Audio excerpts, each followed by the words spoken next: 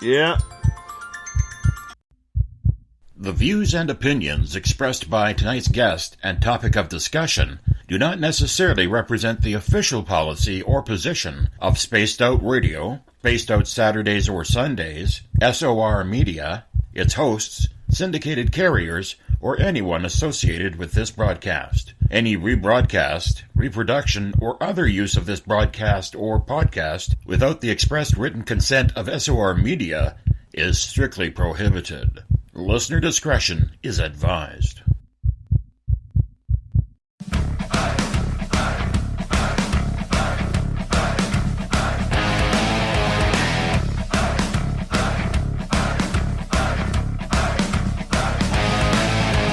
Are you experienced? Then come own the night with us.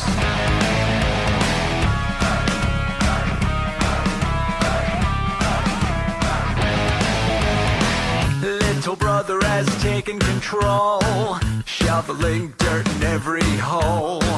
Predators to condemn your soul, watching you and watching me. We're all Station atop the mountains of British Columbia, live from SOR headquarters. This is Spaced Out Radio with host Dave Scott. We live behind glass curtains and act like nothing's wrong. Soon you will belong. You can follow us on our website, spacedoutradio.com, and on Spaced Out Radio on iTunes. You can follow Dave on Twitter at Spaced Out Radio, and on Instagram at Dave Scott SOR, on Facebook at Spaced Out Radio Show, and on our YouTube channel, Spaced Out Radio. Brother wants to make headlines, be immortalized. Everyone's got an electric eye with the digital spies. They've watched you for so long. I know you're out there somewhere watching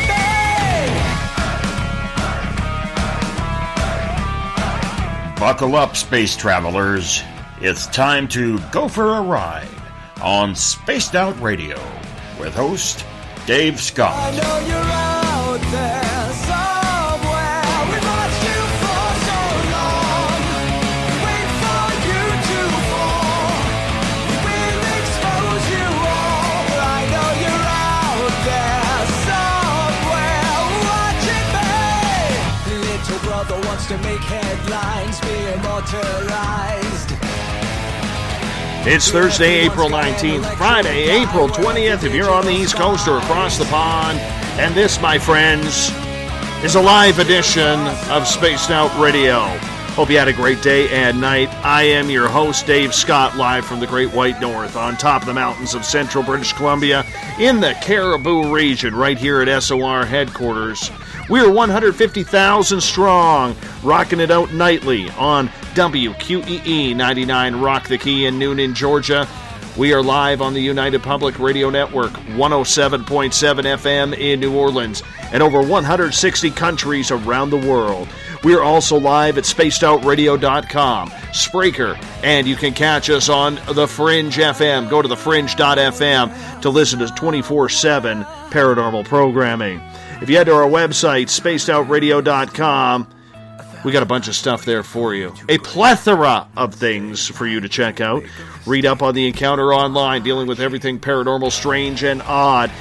Shop at a Space Out Radio store. Read up on my latest blog. We got great videos from UFO seekers, Contact TV, and so much more. Don't forget you can watch us live because we are all over social media on periscope.tv every Monday through Friday night. We're on Facebook, Twitter, Instagram. Uncle Bob told you all about those. And our archives are on YouTube. YouTube.com/Spaced Out Radio. It's warming up here in central British Columbia. 9:04 p.m. and I'm still in shorts. That's how nice of a day it was out here today. I'm absolutely loving the thaw that is going on. I almost saw green grass coming out of my backyard today. Almost. But that's for another day. I'm getting excited. I got a nice riding lawnmower that I like to get on and just relax and just take my time and go off and mow the lawn. I'm starting to get excited about that. It's just one of those man things, as they call it. The third Thursday of every month, we bring in Jamie Sexton from Rebel Planet News to come in and talk about all things alternative. Known as a man behind the scenes with a penchant for finding the stories between the storylines, Jamie has been known to find that the truth may be just a little hidden from the mainstream reports. Gaining sources throughout his career in entertainment, Jamie has been able to cultivate many leads that warrant having another look at certain topics, certain events. Tonight, with Jamie, we are going to look at a few of those topics. We're going to look into the 25th anniversary of the FBI and ATF raiding the Waco compound. We will get into Facebook and what's in store for the social media giant after Mark Zuckerberg was sitting in front of Congress for 2 days. We'll talk Syria. Were chemical weapons used? And we're going to start off with the legend, Art Bell.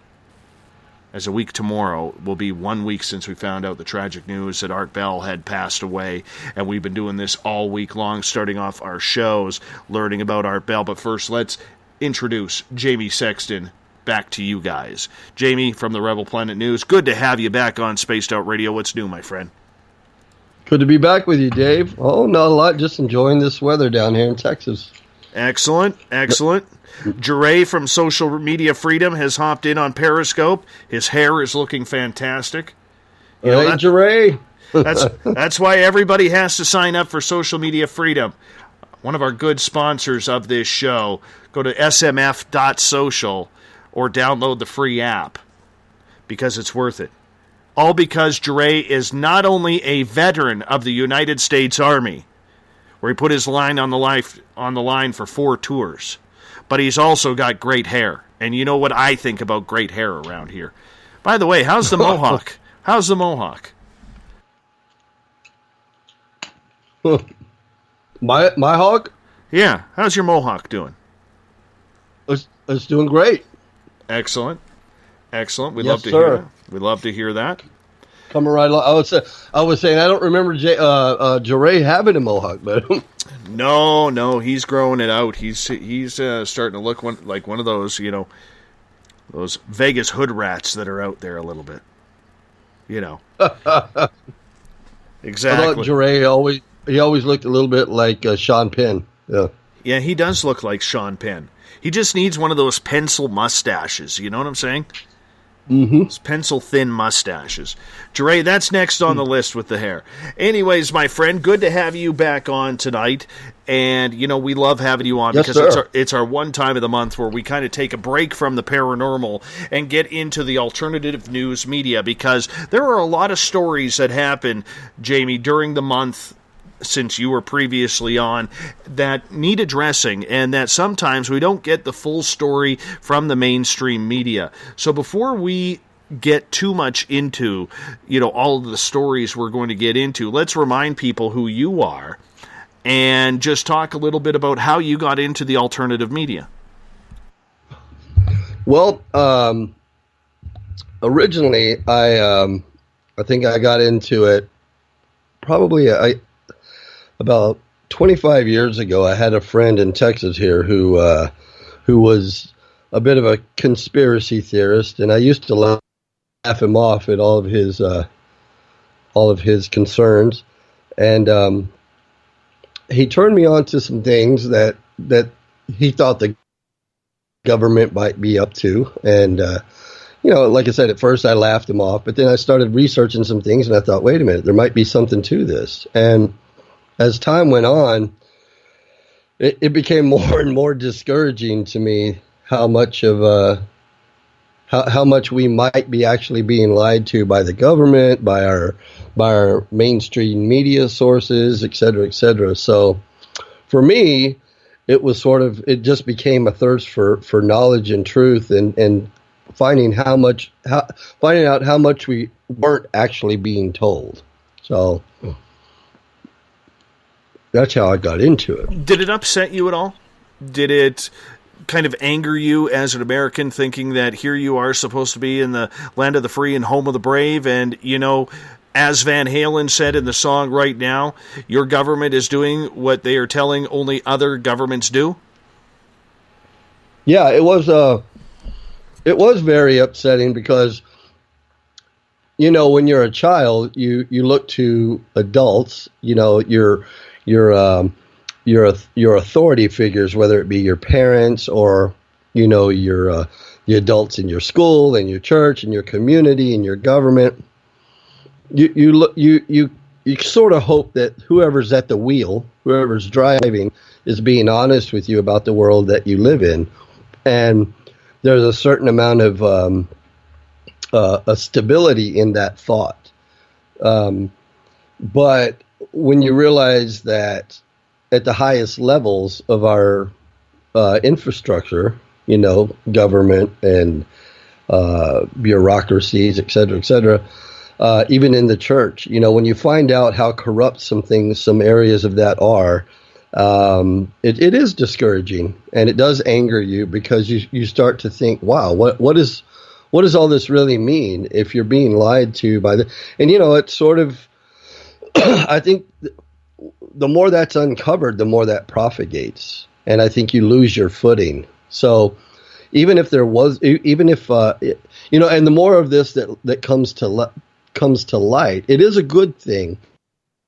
But at the same time, I think it also, unless we rein it in and hold people accountable, it becomes basically a slippery slope. Because if you're raised in an environment, in a culture that you don't trust authority for good reason, for valid reason, that's not a stable thing for anybody. Nobody wins in that environment. So, yeah, it's very alarming to me. We're going to get into a plethora of topics with you tonight, Jamie. And I want to start off, though, because, like most of us in this field, and there are millions of fans out there as well, we're all saddened by the passing of Art Bell last Friday night. Yes, sir. It's something that we all, whether you're a fan of the paranormal, alternative media, or just a first-time listener, who Art Bell was. And let's face it, in radio today, there are not many people anymore that you could just say the first name, Art, and know exactly who you're talking about. Mm-hmm. Yeah. I actually met Art Bell a few times in Vegas. He lived in Pahrump, which is only about an hour away from Vegas. Really nice guy. But growing up, I was always a fan of his show. I loved it. It was just, and like you say, even if you're not a big believer in the paranormal or any part of it, just on an entertainment basis, he was fascinating to listen to. Coast to Coast is just one of those things that everybody is familiar with, and at one time or another, we've all tuned in and listened to and gotten engrossed in one of the stories that was going on, and much like your show, actually. So, do you have a favorite Art Bell moment or story from either meeting him or listening to him on the air?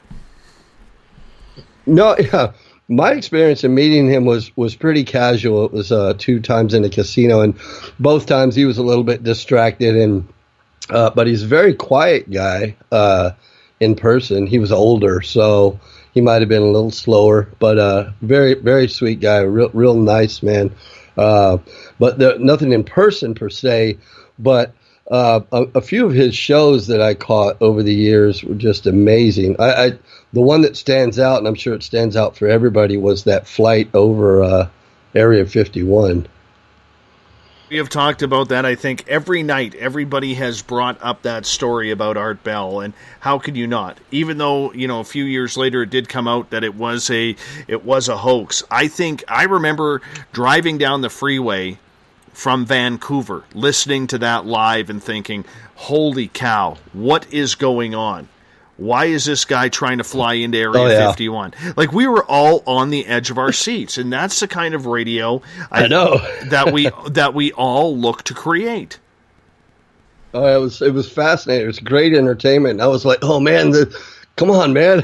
Because it was the perfect sort of tense moment, because on the one hand, you wanted the guy to make it over and discover something, see something that we couldn't see, and then on the other hand, you were worried that he was going to get shot down, and then you later find out it's all a hoax. But in the moment, it was great entertainment, and that was I don't know how many people he had tuning in at that moment, but the replays must be off the charts.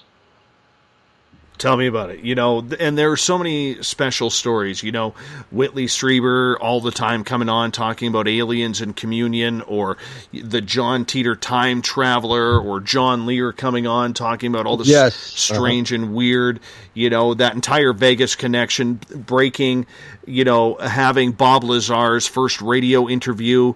After coming out from Area 51 and meeting with George Knapp. I mean, there was so much going on, my friend, in regards to absolutely everything. I mean, I'm sure Art would say he never had a perfect show, but to us as listeners, let's face it, it was perfect almost every night, wasn't it? Oh yeah, man. The thing, see, that's one of the things that when you invited me on to be a part of your show, I thought, of course, man, because I think Art is really, to me, that kind of radio, that non-corporate feeling, that non-scripted feeling, and you can talk about anything you want to talk about, even if it's way off the charts, way off the radar, that's fun. It's fun, and it leads to expansive thought and wonderment and exploring all opportunities and all ideas. And that's really what we're missing in the world. So I love that stuff, I mean, it's the same thing. I don't want to say it's the same thing, but it's the same idea of just going camping with a bunch of people, and, you're sitting around a campfire talking about things that you normally don't talk about in your 9-to-5 daily life, and you're excited about it. It's conversation that you cherish, and you remember later on, and it's great stuff. So I always enjoyed it for that value. Same reason I enjoy your show. That it's I think it's good stuff. We need more of that. Do you believe that he is probably the last pioneer of radio? Because let's face it, he started an entire genre with Coast to Coast AM. Yeah, I think he would be the first pioneer in his especially in his particular niche. I think the idea of what I just talked about, where he comes out and, he opens a forum up where people can come out and talk about anything that's on the table, and explore conspiracy theories and anything other than what the news is telling you, or what the big newspapers are telling you. Even if some of it turns out not to be true, you don't discover new things without turning down a few wrong paths. You know what I mean? Every now and then in exploration, you run into a few dead ends. So I'm never afraid to go off the beaten path. I think that's where we discover the biggest truths and the biggest secrets and the things that are being hidden from us. If we just live our lives in this narrative of 9 to 5 and just watch mainstream news and just read the headlines of the newspaper, we're pretty much living in the Matrix. And I think that Art Bell was probably the biggest pioneer I can think of just opening up a forum where people could come in and explore as much as they want through discussion. And there's others out there, but Art is like king of the mountain. And it's sad to see him go, and I'm glad to see people like you carrying on the torch and doing what you're doing. Well, and that's probably one of the big things that we have to do, is we all have to pick up. We all have to move on. And then some are going to struggle.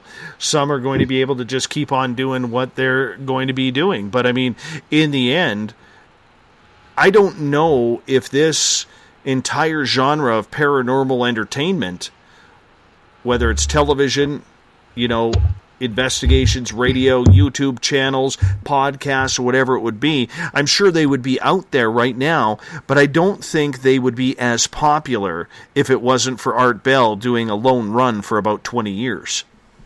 Absolutely. That's what I love that when somebody forges that path and leaves that open. I think it's important that we don't close it, and with all this censorship and all that sort of thing that's going on, and trying to shut down alternative voices and alternative YouTube channels and alternative websites and certain political voices, et cetera, et cetera. That's dangerous territory. We do not want to live in a world like that. When we don't have the freedom to just think and discuss and explore all avenues of thought and discussion, that's not a very fun world, And I really do think that he pioneered, that field and made it okay for people to come out and share their stories or their experiences or their thoughts or their, whatever it may be, their conspiracy theories, and have them heard and have like-minded people respond and get in contact with each other. And he lived. The cool thing about Art and the time that he lived and what he did was that he lived long enough for that community to cross over into the internet world. And I really think that there's more in the land of the internet and social media and all these little back channels of the internet. I think the community of the alternative is far, far greater than the mainstream. I mean, the mainstream is just cookie cutter stuff. You find so many different ideas out there. And so I don't think Art would be a very big fan of censoring, all the censoring that's going on. I don't think that he would be much for that, to be perfectly honest with you. He brought so many topics to the forefront that people were always so afraid to talk about, Jamie.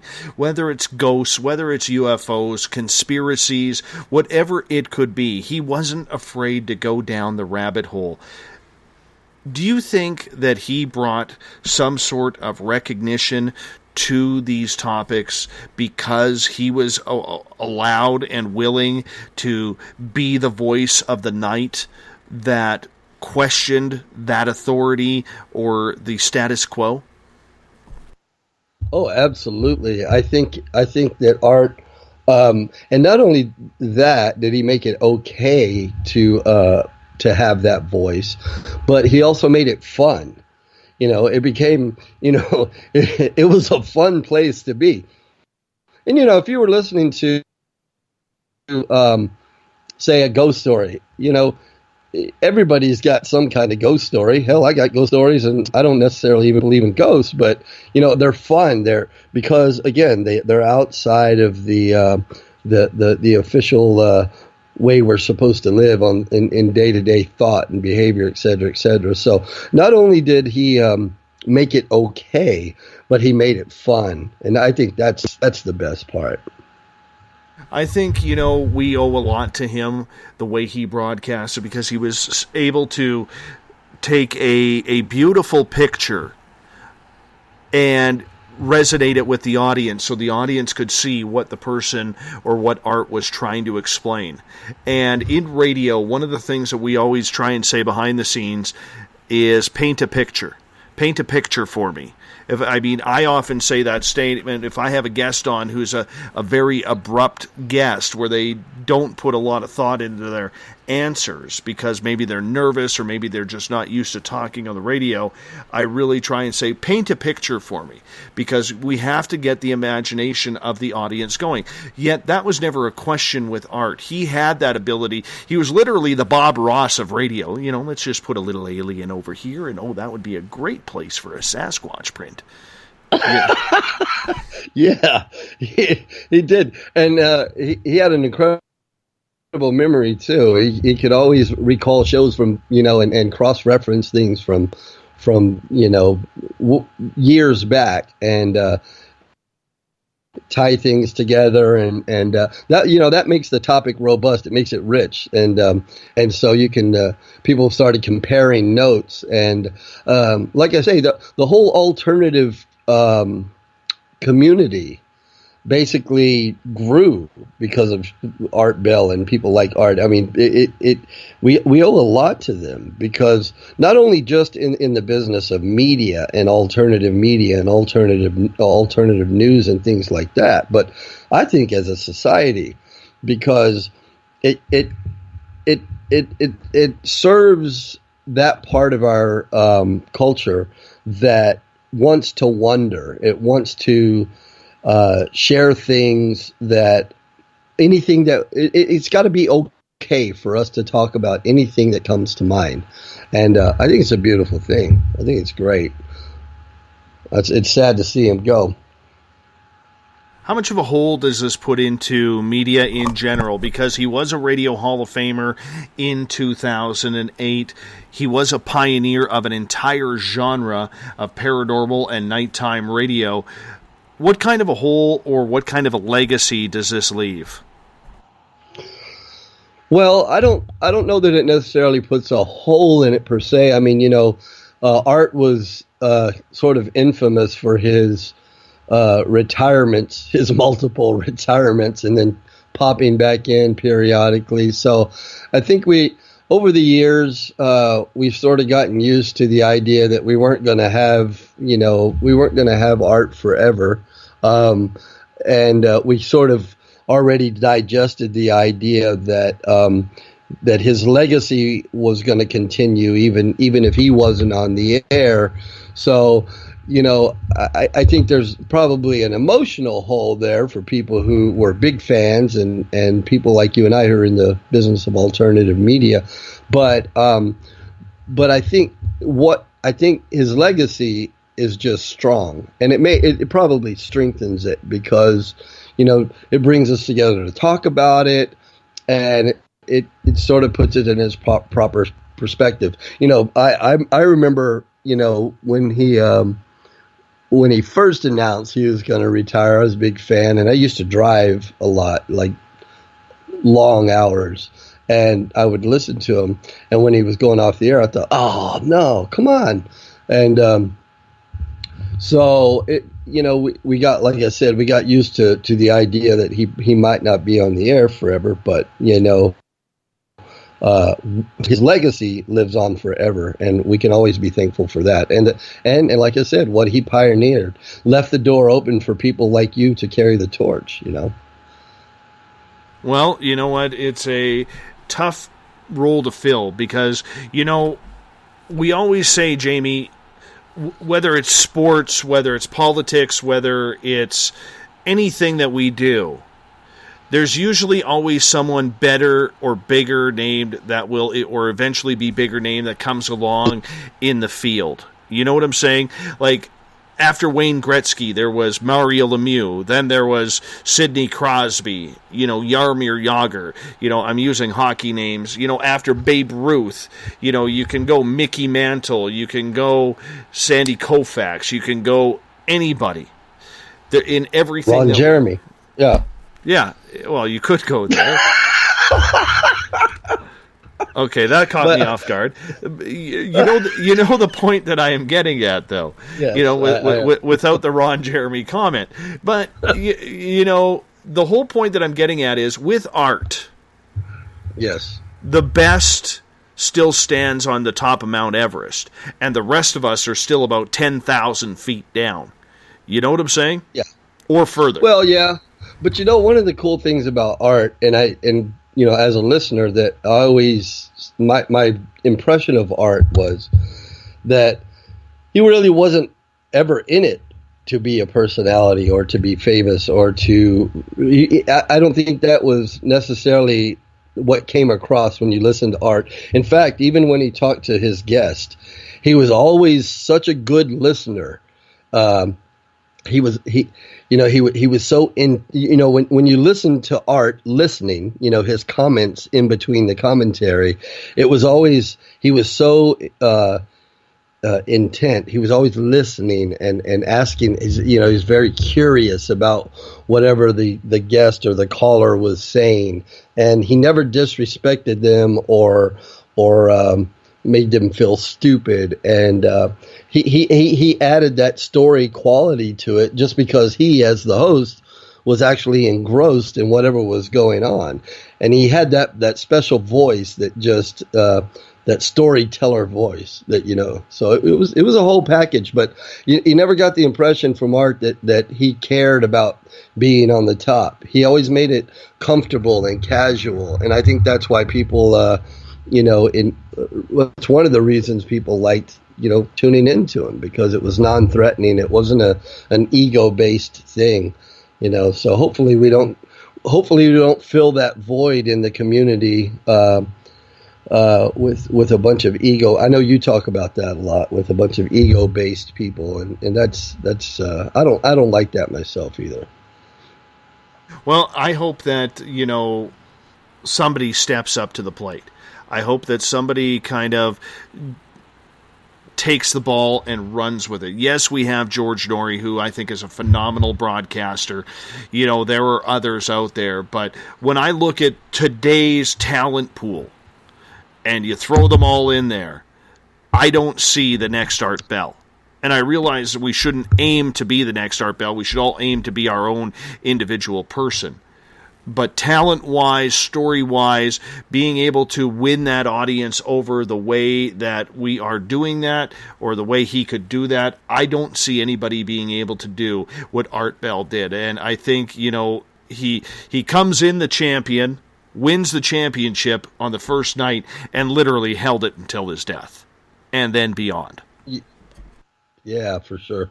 Well, I think those things are built over time, organically. I don't think you strive necessarily for that kind of recognition. You just do what you do, and you enjoy it, and you do it well, and then over time, what was that? What was that movie with Kevin Costner? If you build it, they will come. Field of Dreams, so, yes. Field of Dreams. So sort of that, man. You just just like your audience builds all the time. You get more and more listeners, and that's how you do it, man. You just do what you do and do it well and enjoy it, and eventually, people will flock. So, well, that's what we all try and do, my friend. All try and do. Let's move on to another topic here. We'll take this one past the top of the hour if there is time to do it. And, of course, if any of you out in the audience land have any questions for Jamie Sexton, please feel free to type them in capital letters so that way we can make sure we get them on the air. Facebook. Mark Zuckerberg last week spent 2 days in front of Congress where I thought it was a tale of two cities. At the beginning, it was very hard to watch a bunch of geriatric senators ask questions knowing that they probably still carry flip phones and don't know what the hell Facebook is because they have an assistant that runs their page. And with Mark Zuckerberg, I think he was finally called to carpet about some of the shenanigans that have been happening with Facebook. Were you following the Facebook Congress talks? Oh, of course I was. Yeah. Uh-huh. I part with you there a little bit. I know that a lot of people got that impression on both counts that the senators were probably outdated, blah blah blah, and also that and that he was called to task. One of the questions, I think, if I can remember it, was from a senator that asked. I can't think of the particular question, but when I think of it, I'll come back to it. But I think everybody got the context of what he was asking. Oh, they were asking the senator asked him, "Would you be okay sharing with everyone what hotel you stayed at last night?" And I think everybody missed the point of that question, and they sort of mocked the senator and laughed him off as if that was an irrelevant question. I think the point of the question was, are you comfortable sharing your personal information with people? Is that okay with you? and he was caught off guard, and no, he wasn't comfortable with it. And it's a general idea. It has nothing to do with Facebook. It has to do with the general idea of, are you okay sharing your personal information? Are you okay leaving your doors open at night? Most people these days would say no. Are you okay, having anyone just babysit your children? No. I mean, we do have things in life that we do that we consider private and sacred, and one of those things is our information. So I think the one question, and that because I heard all day, or actually for a few days now, that everybody was focusing on that as one of the irrelevant questions. I thought it was perfectly relevant. But I also don't think that he was necessarily called a carpet. I would say that some people, like Ted Cruz, did touch on some of the matters that I consider equally as important as privacy. But just in general, overall, I think that he was. I think he was softballed quite a bit, to be perfectly honest with you. And I like so many of these congressional hearings, I do not like the hurried element of it, because I feel like so many times, no matter who's testifying in those things, it always seems like right when they get to the the meat of the matter, then they're out of time. Well, I'm almost out of time, but one more question. It's like, you're just getting to the good stuff, And so, yeah, he did get a few pretty tough questions, but overall, I don't think that he really. I don't think they were as hard on him as they could have been or should have been, to be perfectly honest with you. And not just in terms of privacy. I think when they started asking him about censoring certain voices and filtering and those types of things, because to me, that's equally, if not more important than the privacy issue. I mean, don't get me wrong, I'm very concerned with the privacy issues of any social media or any online activity. And I think we all should be concerned with those privacy elements. But aside from that, I think that, it's very important that we also don't censor voices and certain political views and topics and things like that. Because, like it or not, Facebook has become a public use platform. It may not be a publicly owned platform, but it is definitely a public use platform. And something that big with that many people sharing ideas, it should not be a filtered environment. And that's where you leave room in the market for people like Jure and social media freedom. That's when Facebook can't do the job, somebody else is going to step up. And when you can't trust Facebook to protect your privacy and to allow you a platform to discuss whatever it is that you want to discuss, that's not freedom. That's not freedom, and that's not a great exchange of ideas. And ultimately, people will reject that. So they'll start to be looking for other platforms like social media freedom and other things. I think we need another. I think YouTube needs a competitor, to be perfectly honest with you. And I think that more of these people who own these platforms should be called to the carpet. And I think they deserve tougher questions. And we need to really start looking at how they're doing business, not only in terms of the privacy issues, but also in terms of the censoring and the filtering and letting politics sort of run their business. I'm not a big fan of that at all, to say the least. As dirty and as grimy as Ted Cruz and the Brill cream that he still uses seem to be on a public scale, I thought what he said or question Mark Zuckerberg about was fantastic. Now, I don't profess my political stance on anything because it's irrelevant, me being Canadian. And, I don't think it's very irrelevant on which party it was. But his points about the fact that many conservative people in the United States are having posts blocked, are having their pages removed, and I just don't see where that is a positive at all, Jamie, when one party is being excluded, or people who support one party, or veterans, or whatever it may be, are being excluded, are being put in Facebook jail, are being told that their accounts or their pages or groups are going to be deactivated, and yet if you're on another side of the political realm, you're pretty much free to do and say whatever you want. 1 second here. We got to get Jamie back in here. We seem to have lost his Skype connection. I may have just been talking to myself here. Ted's a Canadian too. Yes. Does anybody really know how much Brill cream Ted Cruz uses? I would like to know, because I think he's one of the only people left on this planet who uses Brill cream. We are struggling to get Jamie Sexton back right now. So I'm just going to continue on here with everything. He's just having to reboot his computer. He lost his internet connection, so he will be with us right off the bat. But I mean, Ted Cruz put Mark Zuckerberg through the ringer. He really did.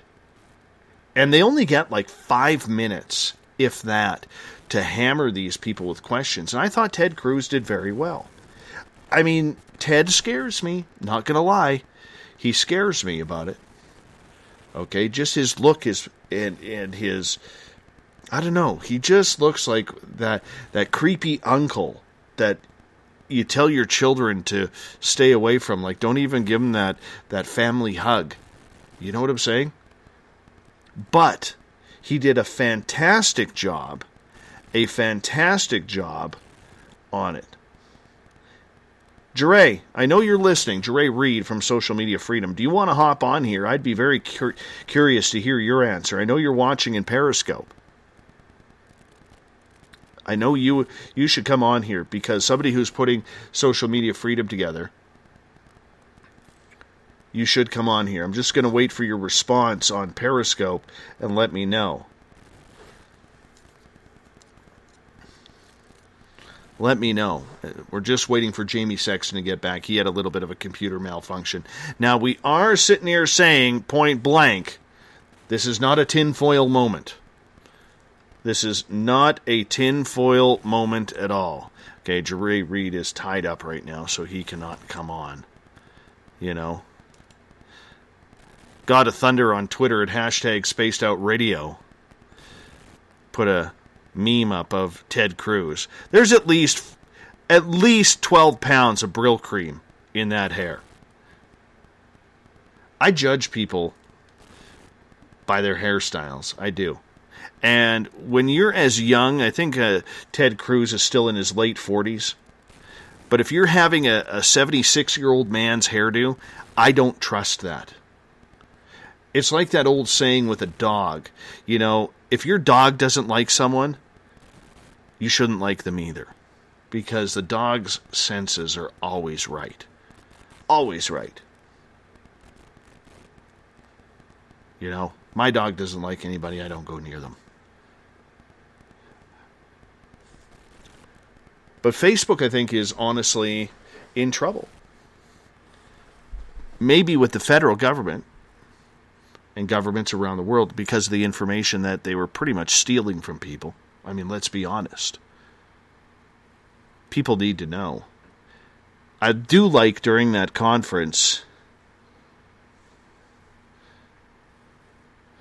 and Jeray Reed is going to join us after the 11 o'clock break. But I do enjoy during that conference that Mark Zuckerberg was saying, no, we do not hack into cameras or microphones. He specifically said that. I don't know if any of you caught that, on there, but he specifically said, no, we are not using your microphones, nor are we using your cameras. I highly doubt that. We have talked about that with Jamie Sexton. My favorite one was, Miss Vicky's chips. I was eating a bag of them. Didn't even say the name, and then all of a sudden, like 24 hours later, my Facebook sponsorships, you know how you get the sponsorship ads, were literally all Miss Vicky's. How does that happen? How does that happen? Is the phone scanning the barcode? Because I don't have a barcode scanner on my phone, but is it automatically doing that?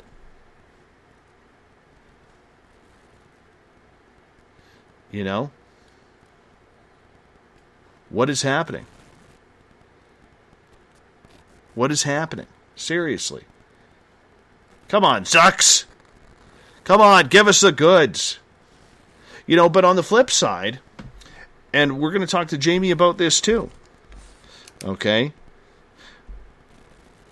How many of the public are actually going to leave Facebook? I mean, when we talk about things that we should be offended by, okay? We should be offended, and we see all these I'm offended posts all over the place, okay? How come nobody is offended about Facebook, their favorite social media platform, stealing their information and selling it for profit?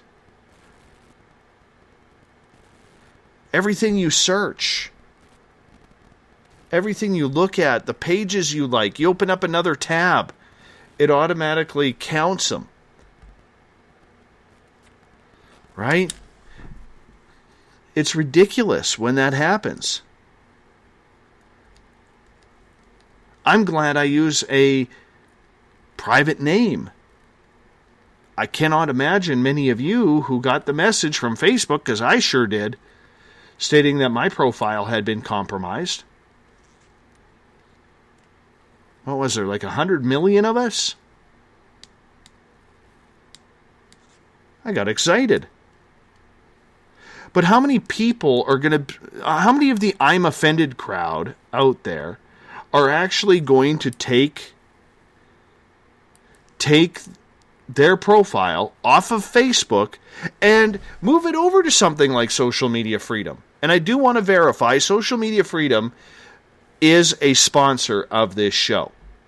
So that's why I'm using them. That's why I'm promoting them. Okay. Yes, I have a Facebook page. Jamie Sexton's going to be joining us here momentarily.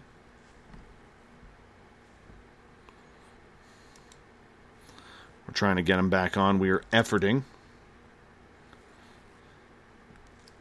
This is what happened when he stopped growing his hair and went with the mohawk instead.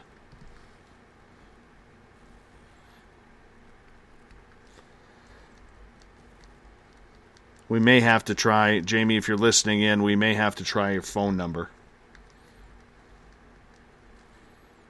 We're going to try this one more time. Because we definitely got to get Jamie in there. Definitely got to get Jamie in there. See if we can hook up this time. Skype is having one of its cancerous type issues that we love to blame Microsoft over.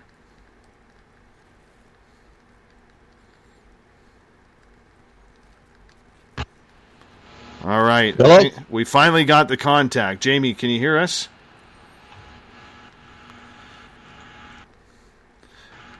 We can hear you, Jamie. Can you hear us? Dave?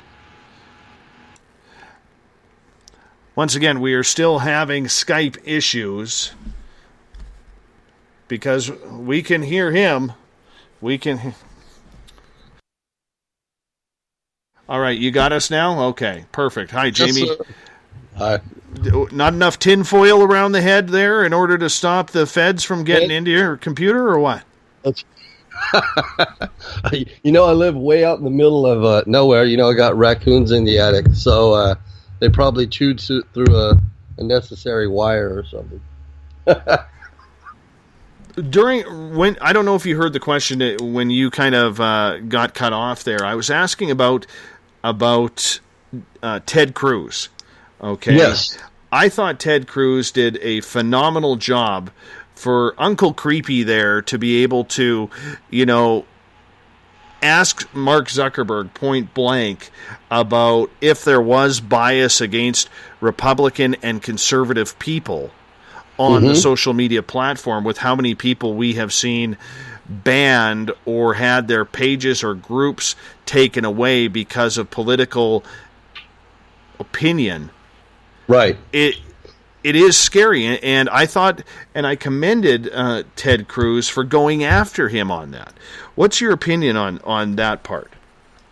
Absolutely. Well, funny enough, last year I had an opportunity to ask Mark Zuckerberg those questions myself.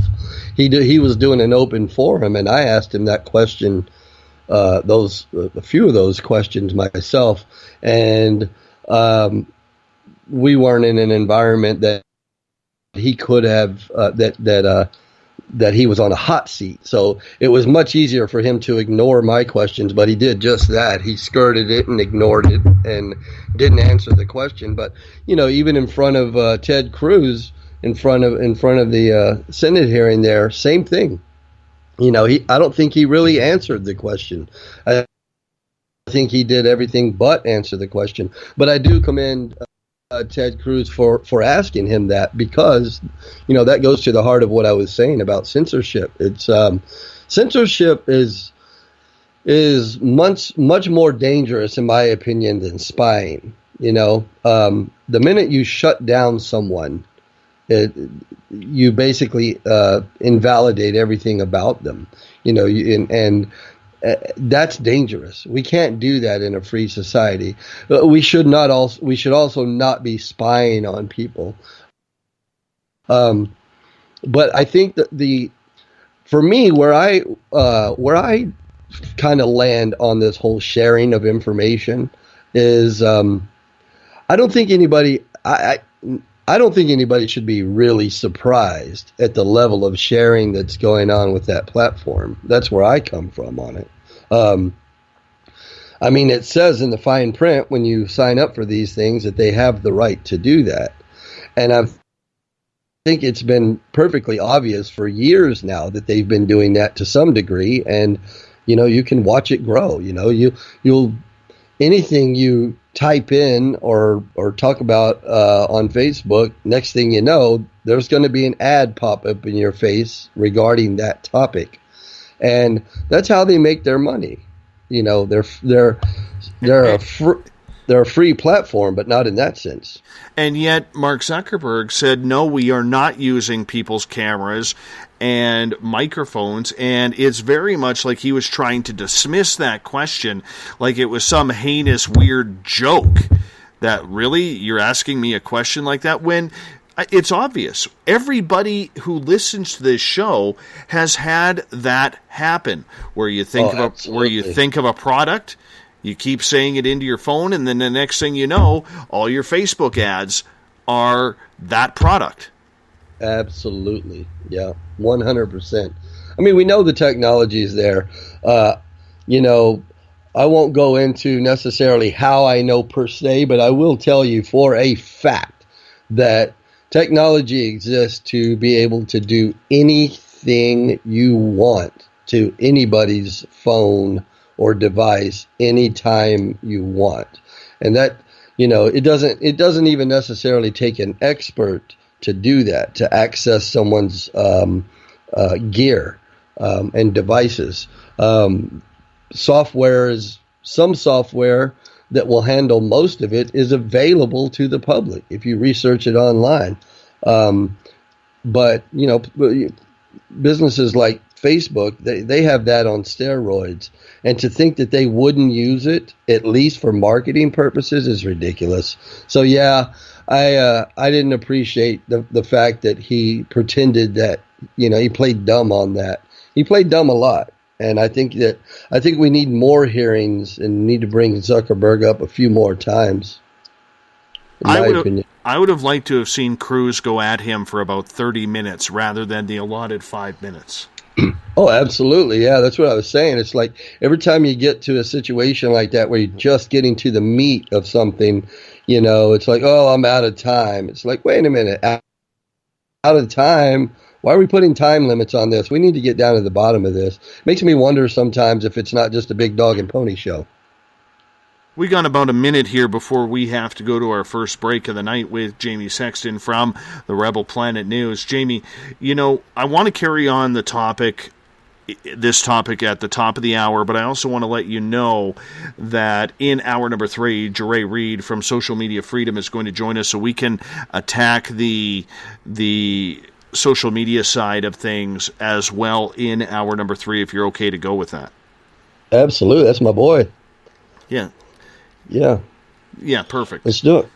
Excellent. And we are going to get into topics as well, but I do want to ask you a question regarding this topic, coming into the next hour about the people. In the end, we're not seeing a flood of people, Jamie, who are quitting Facebook. We're not seeing a ton of people saying, I'm done with my profile, find me on this site or follow me on Twitter, because I am tired of it. We still see people signing up. There's 1.1 billion people. That is 1/6 of this planet's population that are signed up on Facebook.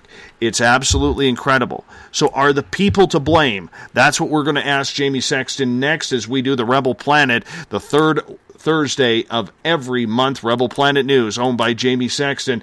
I am your host, Dave Scott. We'll be back with more Spaced Out Radio right after this. Find your escape where time has no limits. It's about living today and cherishing the heritage of yesterday. A spirit of adventure for what is new, with the nostalgia of the past. Your timepiece is a reflection of who you are. Life surrounded by beauty from the world around us to the soul within. EscapeWatches.com. There is no time like the present to enjoy your escape. Use promo code SMF2017 for your 20% discount today. The freedom to post what you want, when you want. That's the social media freedom you need. Social Media Freedom is the free app in your app store. No need to worry about going to jail or being shadow banned any longer. It's the freedom to say what you feel. The freedom to know Big Brother isn't watching. It's the way social media is supposed to be. Social Media Freedom. It's time to set yourself free. Download from your app store today. Coming September 28th to the 30th, it's our first annual Caribou Paracon, put on by Spaced Out Radio and the Canadian Society of Questers. 3 days of paranormal, supernatural, and spiritual knowledge in the beautiful 108 Mile Ranch, British Columbia. Tickets are $150 Canadian for the event, being held at the Spruce Hills Resort and Spa. Come watch our featured speaker, Grant Cameron, along with Lorian Fenton, David Weatherly, Ross Allison, and more. The Caribou Paracon, celebrating everything paranormal. Hey Space Travelers, it's Joe Roop, your host of Spaced Out Saturdays. Come join me as we explore the realms of the paranormal, the esoteric, and everything in between every Saturday night at 9 p.m. Pacific, midnight Eastern.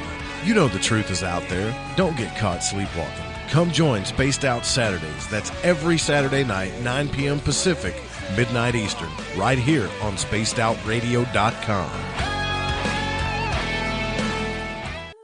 Psychic Sundays, spiritual communication, ET contact, Sasquatch in your backyard. We will have it all on Cosmic Passport with me, Elizabeth Anglin. Each Sunday, starting at 9 p.m. Pacific, midnight Eastern, at SpacedOutRadio.com, I will take you on a journey of enlightenment. The goal is learning from the soul on out. We'd love it if you joined our experience. Cosmic Passport, heard Sundays at SpacedOutRadio.com.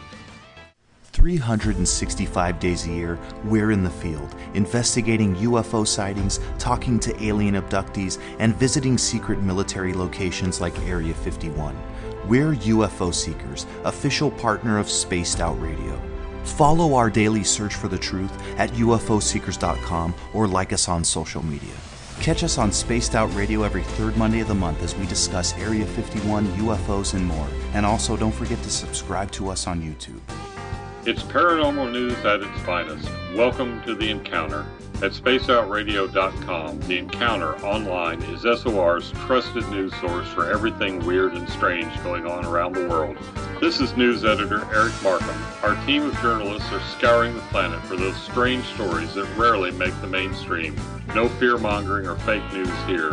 Head over to spaceoutradio.com and encounter The Encounter. Heading to Vancouver and looking for some great nightlife? The Moose Vancouver is the place to be. Catch a game on one of the big screens or just come rock out to your favorite 80s and 90s hair bands. Great food starting at $6.95. The Moose Vancouver is open until 2 a.m. nightly. It's easy to find near the corner of Nelson and Granville. The Moose Vancouver is the official rocking bar of Spaced Out Radio. Want to learn more about aliens, cover-ups, conspiracies, cryptids, and the paranormal? All you have to do is tune in S4 as we take over Spaced Out Radio Night, starting at midnight Pacific, 3 a.m. Eastern, each and every Saturday night, right after Spaced Out Saturdays. Hi there, this is Eric Cooper from Forest Moon Paranormal. Join me, Corey Ruiz, and friends as we discuss the hot topics of the night. It's fun, entertaining, and as dark as the night. Find us at spacedoutradio.com. Are you interested in advertising on Spaced Out Radio? Head to our website at spacedoutradio.com and click on our advertising tab. There, you will find an assortment of ways you can get your product out there with us, from radio commercials to banners and social media. Have a product you like our hosts to endorse? We can do that too. Visit spacedoutradio.com for more details. Do you want to know what's really going on in your world? Do you have questions about who you can trust in the mainstream media? Then look no further than the Rebel Planet. Come get the straight answers right here at spacedoutradio.com. Join me, Jamie Sexton, creator of Rebel Planet News, as I fill you in on the stories behind the stories. All you truth seekers, be sure to tune in to Rebel Planet on spacedoutradio.com the third Thursday of every month. Visit purpleplates.com today. For over 40 years, the Purple Energy Plates have been delivering amazing results for their many customers. Inspired by the great genius Nikola Tesla, the harmony, healing, and energetic effects of the plates have proven over and over to be beneficial and often miraculous to thousands of customers. Check their site for daily specials and choose from their many energy products. You won't be sorry. Visit them today at purpleplates.com. Hey, this is Canadian Paranormal Investigator Mike Moore. The third Wednesday of every month, I'll be teaming up with Dave Scott to bring you Ghosts of the Great White North. Each month, we will bring on guests from across Canada to discuss their ghostly encounters. Canada is a paranormal hotbed with stories you've never heard, so we're going to bring them to you. So get comfy on your Chesterfield, grab a donut, and join us, eh? The views and opinions expressed by tonight's guest and topic of discussion do not necessarily represent the official policy or position of Spaced Out Radio, Spaced Out Weekend, Spaced Out Radio Limited, its hosts, syndicated carriers, or anyone associated with this broadcast. Would you like to connect with us? Head to spacedoutradio.com for all your latest show info. And hit us up on Twitter using the hashtag SpacedOutRadio. Now, back to Dave Scott and SOR. Welcome back to the second hour of Spaced Out Radio tonight. I am your host, Dave Scott. Great to have you with us. Tomorrow night on the program, we round out the week with author Rob Goodrow, who's going to join us as we're going to talk about his latest books about hauntings in the UK on a tour that he did of paranormal hotspots in the United Kingdom. 9 p.m. Pacific, midnight Eastern Time, we get going at spacedoutradio.com. We want to welcome in everyone listening in on WQEE 99 Rock the Key down in Noonan, Georgia, home of The Walking Dead. We are live as well on the United Public Radio Network, 107.7 FM in New Orleans and over 160 countries around the world. We are also live on spacedoutradio.com, Spreaker, and you can listen to us on thefringe.fm. Listen to great paranormal programming 24/7 on thefringe.fm. Bill Cardwell has set the password for tonight in the SOR Space Travelers Club, Petrichor. Petrichor is your password. Make sure you use it wisely, space travelers, as Bill sets a password each and every night right here on the mighty SOR. Now, if you want to follow us on social media, we're on Facebook, Instagram, Twitter. Just type in Spaced Out Radio. You will find us. You can watch us live on Periscope.tv every Monday through Friday. Hello, Periscope. How are you? I always forget the camera is on. And if you want to check out our archives, all you got to do is go to youtube.com/Spaced Out Radio, and our archives will pop right up for you. We got like almost 600 shows on there right now. Our website, if you want to check it out, spacedoutradio.com, where we have a plethora of features for you. Rock out to some Bumblefoot, shop at our Spaced Out Radio store, read up on the encounter online, or watch great videos from UFO Seekers, Contact TV, and so much more. The third Thursday of the month, we always bring in Jamie Sexton, Rebel Planet News, owner, editor of the Rebel Planet, comes in. It's our one night of the month where we talk all things alternative. Jamie, welcome back. Thank you, sir. Good to be back. Right before the break, we were talking about Facebook and the congressional hearings regarding Mark Zuckerberg, the billionaire 32-year-old owner, and some of the questions that he had to ask in regards to Congress about some of the things that were going on that were kind of shady in stealing people's personal information. My question to you is this. How much are people to blame? Because not a lot of people out of the 1.1 billion subscribers to Facebook actually eliminated their profile. Left Facebook for good to go to other standards, whether it's Twitter, whether it's social media freedom, or whomever it may be.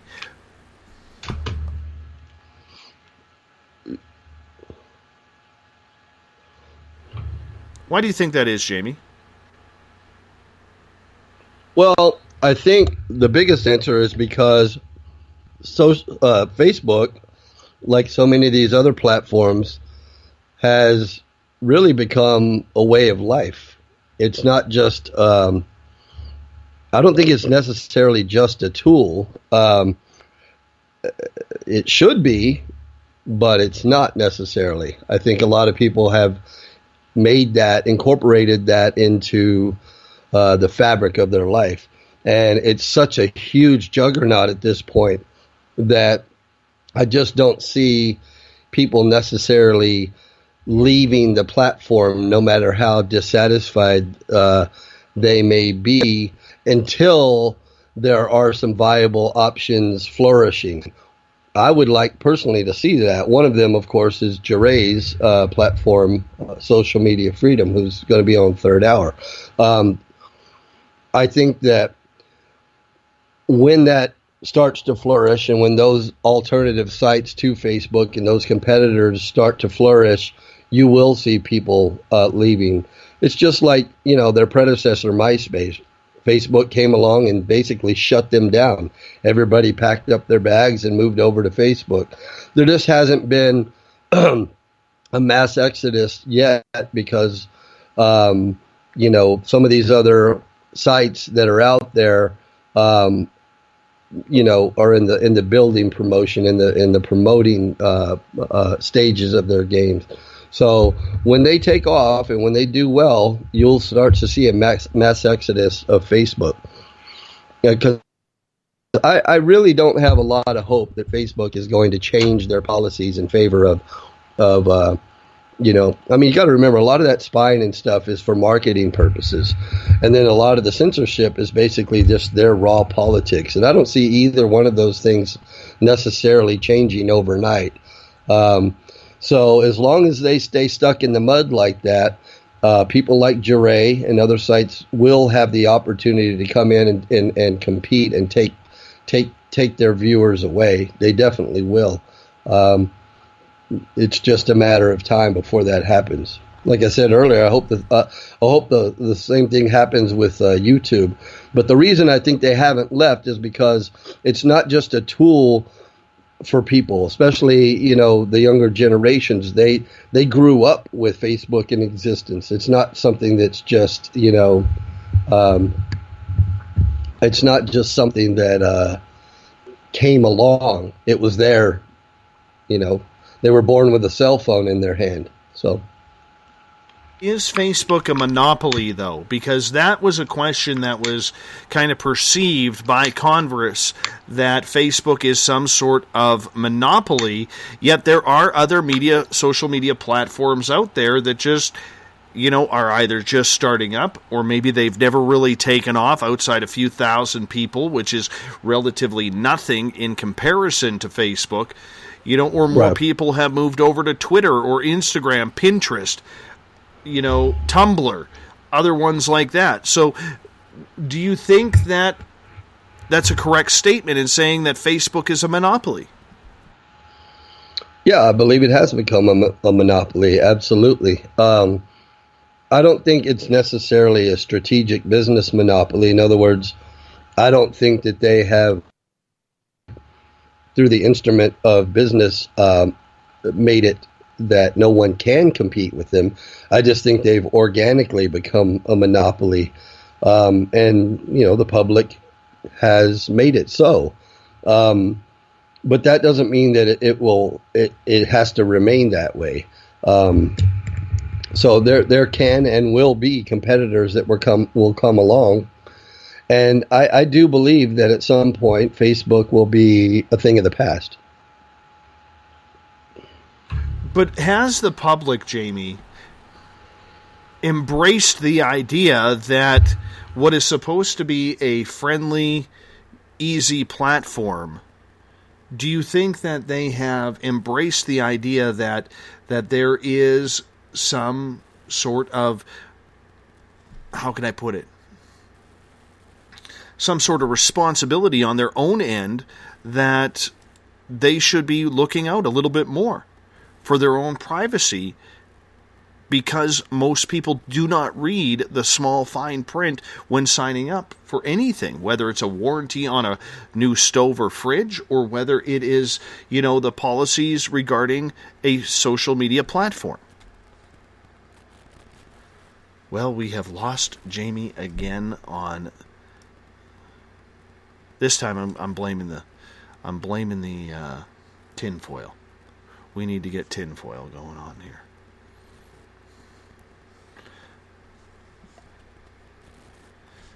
We're going to wait for Jamie Sexton to get back on. But how much responsibility, and I'm curious your response in the chat rooms right now, how much responsibility falls on all of us? I can tell you point blank, I've read some of the policies of Facebook, the fine print, if we could call it that. I haven't read them all. I have been one of the ones that has had troubles with the platform. I've been put in Facebook jail for spamming. I have been put in, and that's in my own room, my own group that I run for the show. Apparently it's spamming when you tag people in your own room. It's terrible. I don't understand how you can do that. That's why I stopped tagging people in the SOR Space Travelers group that we had. We used to get a number of people in there. I stopped tagging people because I kept on going to Facebook jail. I got tired of going to Facebook jail. Here's another example. You've probably heard me tell it on the show before, but if you haven't, I'll give you this one. On January 17th, my daughter celebrated her 19th birthday. So I literally went out there and I wished my daughter a happy birthday on my profile. I had about 173 people wish my daughter a happy birthday. And I was pretty impressed with our listeners and followers to do that. That was really, really cool of each and every one of you who did. And I'm still very thankful about that. So my daughter starts saying thank you to each and every person who responded. Because that's the kind of kid she is. She's really cool that way. And you know what happened?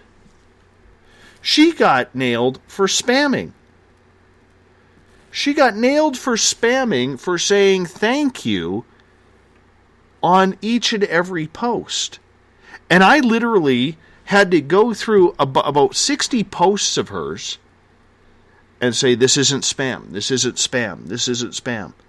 How the hell does a thank you very much or a thank you or a gee thanks, how does that end up as spamming? Maybe she did it too fast. I don't know. I don't know the rules. Okay? Because the rules seem to change at Facebook all the time. I think we've all seemed to notice that. It's much like Microsoft. If it ain't broken, well, they're going to fix it anyways. You know? And there's another part.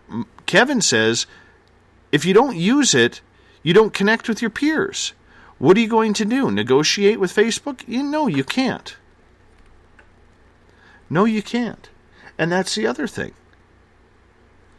I mean, we've all have that friend. Well, really? You're not on Facebook? You go down, no, I'm not on Facebook. I'm on Twitter. Well, I'm not on Twitter. I'm on Facebook. Why aren't you on Facebook? We've all had that conversation. As silly as that is. It really is. You know, and this is why people are leaving. This is why people are shutting down and going towards, you know, other platforms.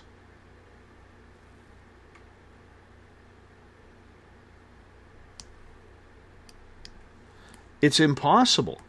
You can't win.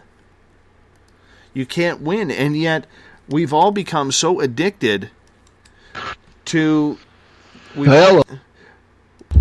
Jamie, can you hear us okay? Yeah, man, I don't know what's going on over here. I keep getting dropped. If by chance we get dropped again, I'm going to call you back at that number you gave me earlier. Is that okay? Yes. Okay. Appreciate that. Yes, Appreciate sir. that. So what I was saying here was about, you know, the spamming and the people. How much responsibility, Jamie, are we not taking as the public who uses Facebook? Because let's face it, none of us even read the warranty on a refrigerator, on a toaster, on the cell phone. Hell, we don't even read the paperwork when we register our children for things. And yet we're supposed to read the fine print and the rules of Facebook. Most people don't even know where to find it on the profile page. But how much is that our responsibility rather than Facebook's? It's all our responsibility, to be perfectly honest with you. You know, at the end of the day, you know, I actually do support Mark Zuckerberg's right to do whatever he's doing. I actually do.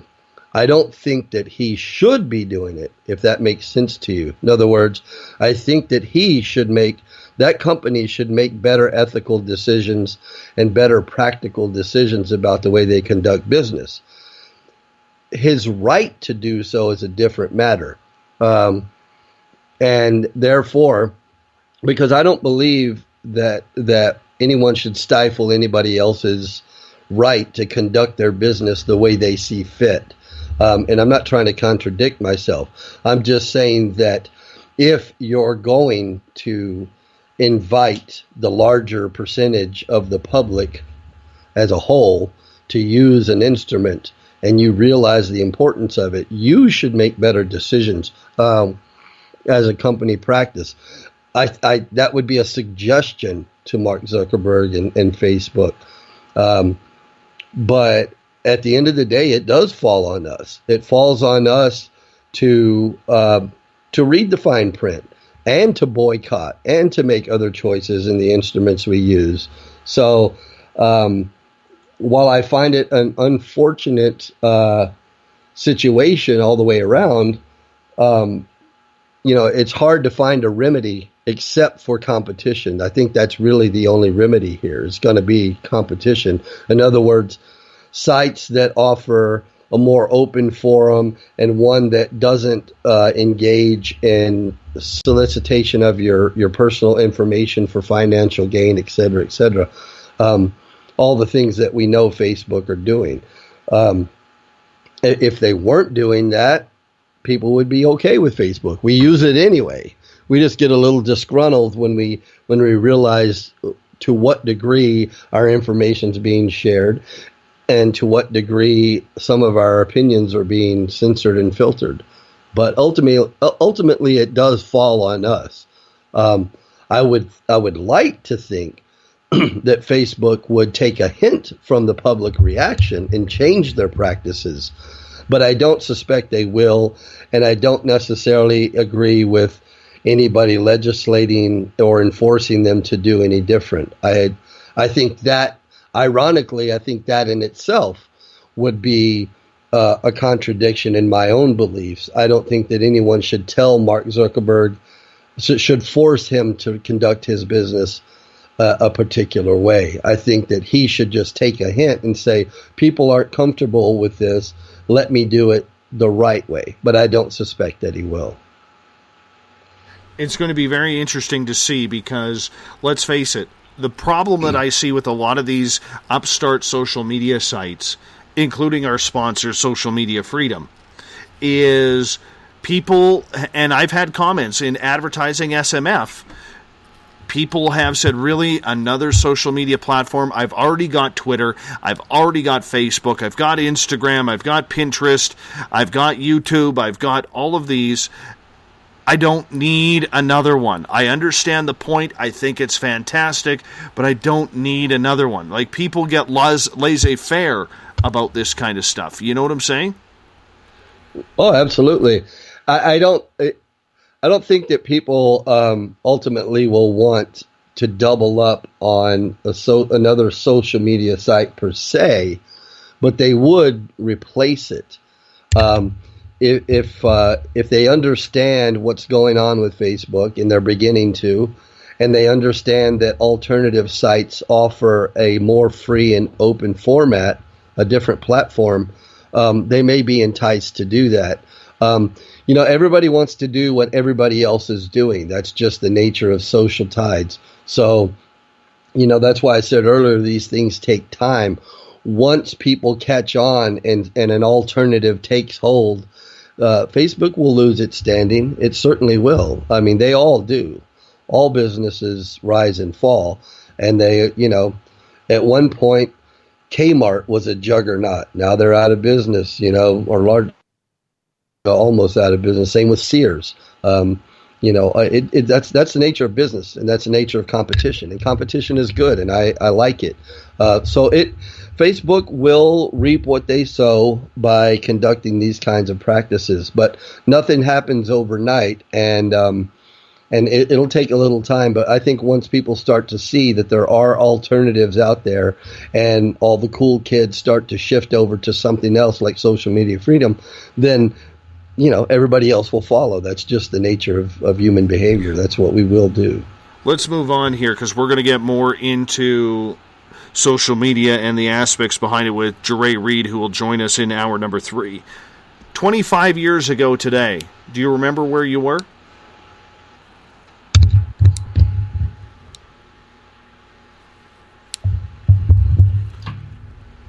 Jamie, 25 years ago today. Yes, sir, I'm here. Do you remember where you were? Yes, Waco. Where? Yeah. Oh, I was in Texas. I was actually probably about 2 hours away from the incident. Less than 2 hours in distance away from the incident. So I was in Fort Worth, and right. It was in Waco. So to remind people what happened on April 19th, 1993, today was the day, it's the 25th anniversary today, where the ATF agents surrounded and then went in to the Branch Davidian compound. Some believe they set off gas. They fired bullets in there, killing 74 men, women, and children. And there's a lot of people now looking at this event saying, we never really got the full story from Bill Clinton, from Janet Reno, or the other players in this game, all because there was some screw-ups. Explain to us, in your thoughts, what happened that day? Well, on the day, I think what had happened was there was a decision made by local law enforcement some weeks earlier to bring the FBI in on this compound, as they call it. You can question what was going on at the compound with the Branch Davidians. You can question that all you want. You can have your opinions about what they were doing, whether it was right or wrong or whatever else. In my estimation, from everything I've ever learned about it, they weren't doing anything that they shouldn't have been doing. And any laws that they may have broken. Okay, there was some talk that they were breaking some sort of firearms laws and some other laws regarding the children they wouldn't let social workers in to interview the children, etc. Because they were teaching them there on the property, which you can do. That's legal, but I think it was just a matter of bureaucracy being stonewalled by the Branch Davidians, and it angered the bureaucracy. It angered local law enforcement, and then it got stepped up to the FBI and Janet Reno, and they decided to just go in guns blazing, and they showed up with tanks and armored vehicles and high-powered rifles and grenades and gas. And, this was none of that, in my estimation, none of that was the least bit necessary, especially when you consider the fact that just hours before, David Koresh himself, who was the supposed leader of this cult, for lack of a better term, was in town with only one other person in town, unarmed, and could have easily been, he was being followed, he could have easily been stopped, questioned, and detained without incident whatsoever. And if that were the case, they could have tactically avoided that entire situation. And they admitted earlier that they were following him in town earlier, hours earlier. So from a pure tactical standpoint, much less motivation and whether they had the right to do anything or not is a whole nother question. But just from a tactical standpoint, they could have easily detained David Koresh hours before without any incident whatsoever. They chose not to do that and let him return to the compound and then barge in there with all of their ordnance and basically tipped their hand. That's basically what they did. And as far as I understand it, now the official story obviously is written differently, but from witnesses that I've spoken to and from surviving members of the Branch Davidians, etc., and even from the video that I've seen, the Branch Davidians were not the first ones to fire any shots that day. I think the agents were definitely to blame for escalating that situation, from my estimation. And I don't agree with the official narrative at all, and I don't agree with their tactics in the least. I think it was a very, very bad example of how any government agencies should behave towards their people. I think it was a complete disaster, and nobody's to blame but the FBI, in my opinion. It ended a 51-day siege where the compound was surrounded over guns, over child welfare, over a number of different incidences.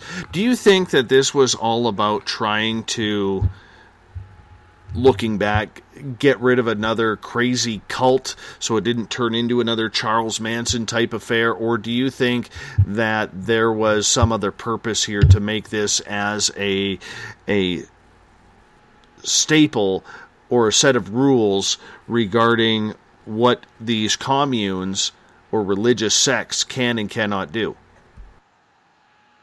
Both. I mean, I think that it started out as somebody wanting to enforce their beliefs about how these places should run, et cetera, et cetera. And then, of course, as you mentioned, after failed negotiations, and again, the negotiations weren't really negotiations.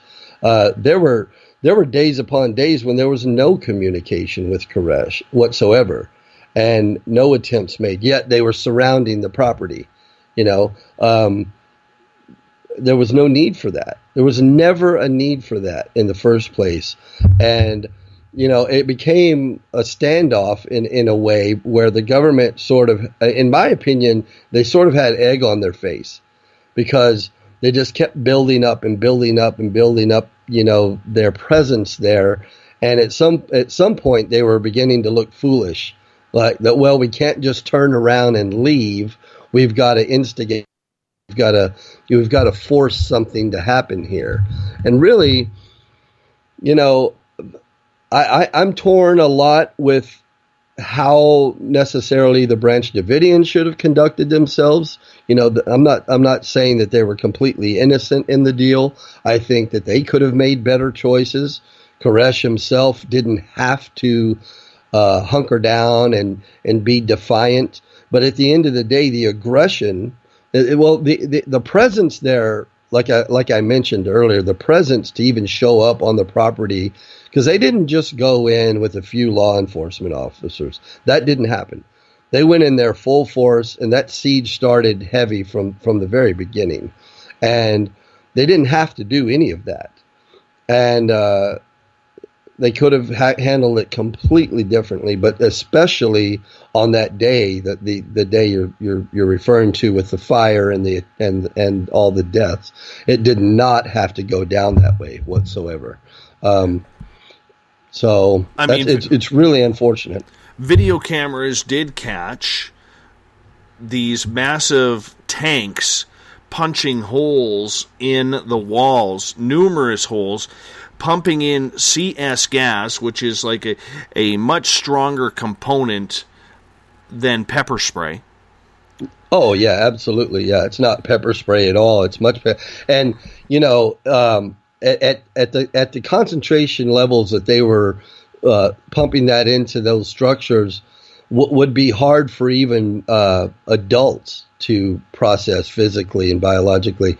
It's not like small canisters of this CS stuff that they throw. Like if police are conducting riot control, and they happen to pop a couple of these cans on the street to get a crowd to move back. That's pretty strong, even in an open environment like a street. A couple of canisters of that stuff will push 300 or 400 people back. That's how strong it is. But when you're throwing dozens of cans into enclosed structures, that's hard to process biologically, and especially for babies and young children.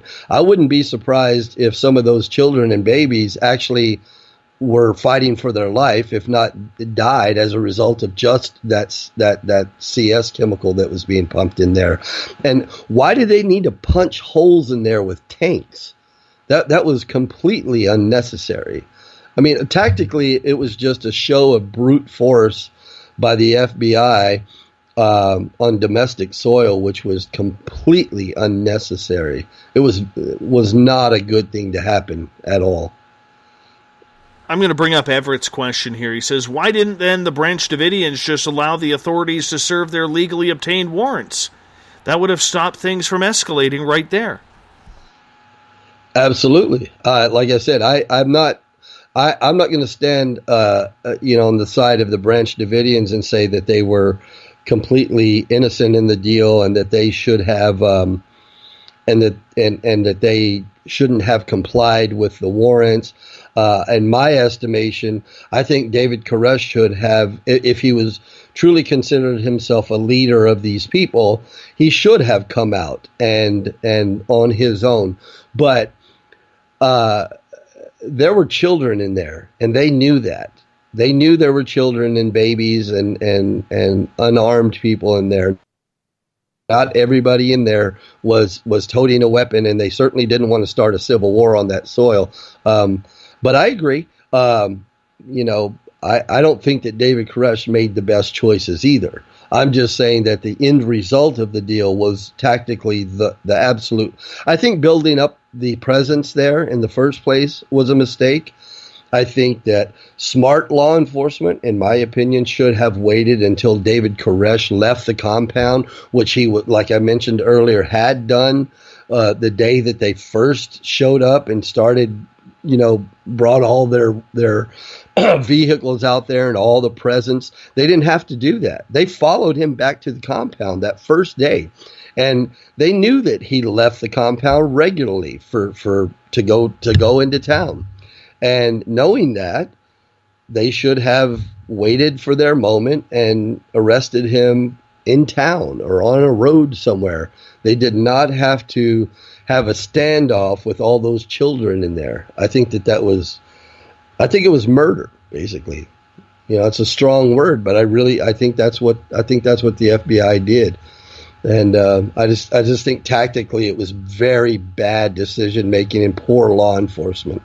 There was some question as to whether or not David Koresh was going to surrender, but apparently he wanted to complete his written explanation of the meaning of the 7 seals first, but the FBI and the ATF really had no interest in allowing him to do that. That being said, it is kind of grotesque that they would fire that gas in there with the 12 children that were still there.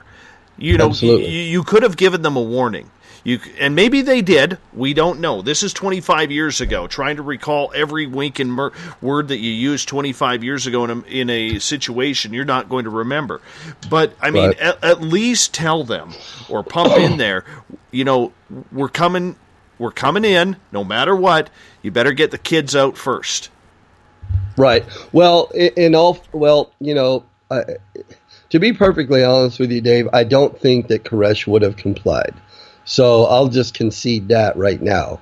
I do think that David Koresh did dig his heels in, and even if he had been allowed to, deliver his spiel, I'm not convinced that he would have surrendered at that point. I'm really not.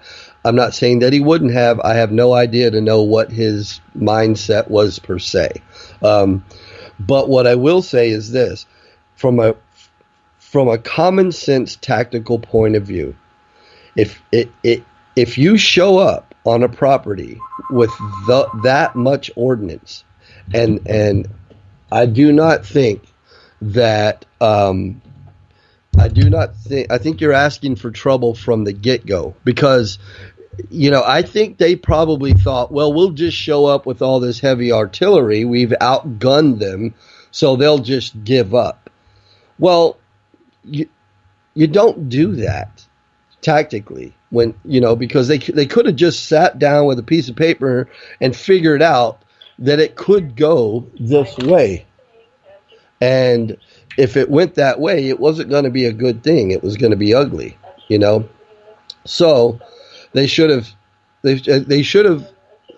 sat there with some forethought and thought, well, this tactically probably isn't the best move for us to make. We should probably catch Koresh on his own, since he's the leader. If they really considered them a cult and a dangerous cult, then you catch that leader when he's away from the property, and you take care of it that way. And it doesn't matter what you think of Koresh, or whether he was whether he's an innocent guy, or whether he would have complied or not complied. I'm not defending David Koresh in the least, or what they were doing there. I think there's all kinds of mixed information, and people have all sorts of information about that. So I'm not saying that place didn't deserve some investigation. I'm not saying that they were following all the laws they should have. I'm not saying that, but there weren't murders going on there. And from what I understand, nobody was being abused there. I think it was a matter of bureaucracy overstepping their bounds with extreme enforcement that led to people dying. And so just from a pure tactical law enforcement standpoint, tactically they could have done this much differently, and I think some common sense should have been applied, and I think a lot of lives would have been saved. And David Koresh probably be in jail. I agree with you, but I think at that point, I think he wants to be a martyr. He knows he's going into the history books. He has already prepared his people for the rapture and the end of days. I really believe that he wanted to be a martyr and be remembered. And I think that's probably a bigger factor in this than anything, because he was egotistical. He was a poor man's Charles Manson, the way he was able to convince people to follow him and be with him, and that he was very close to God and had met Jesus and God, and they were talking through him, and people with blind faith fall for that kind of, right, mind absolutely. Game. And I think I think he wanted to be a martyr. I agree with you. Like I said, I'm not convinced that he would have come out of there even after he delivered his spiel. I don't think that taking down Koresh himself, that's why I say he should have been isolated. They should have waited, because he did frequently leave the property, and they knew that. So I agree with you 100%. I think that if they evaluated this cult and thought, well, this guy's brainwashing these people, he's a cult leader, and they could let your assessment of it now is what I'm saying is that your assessment of David Koresh's mindset was probably they probably could have understood that at that point, and I'm sure they did.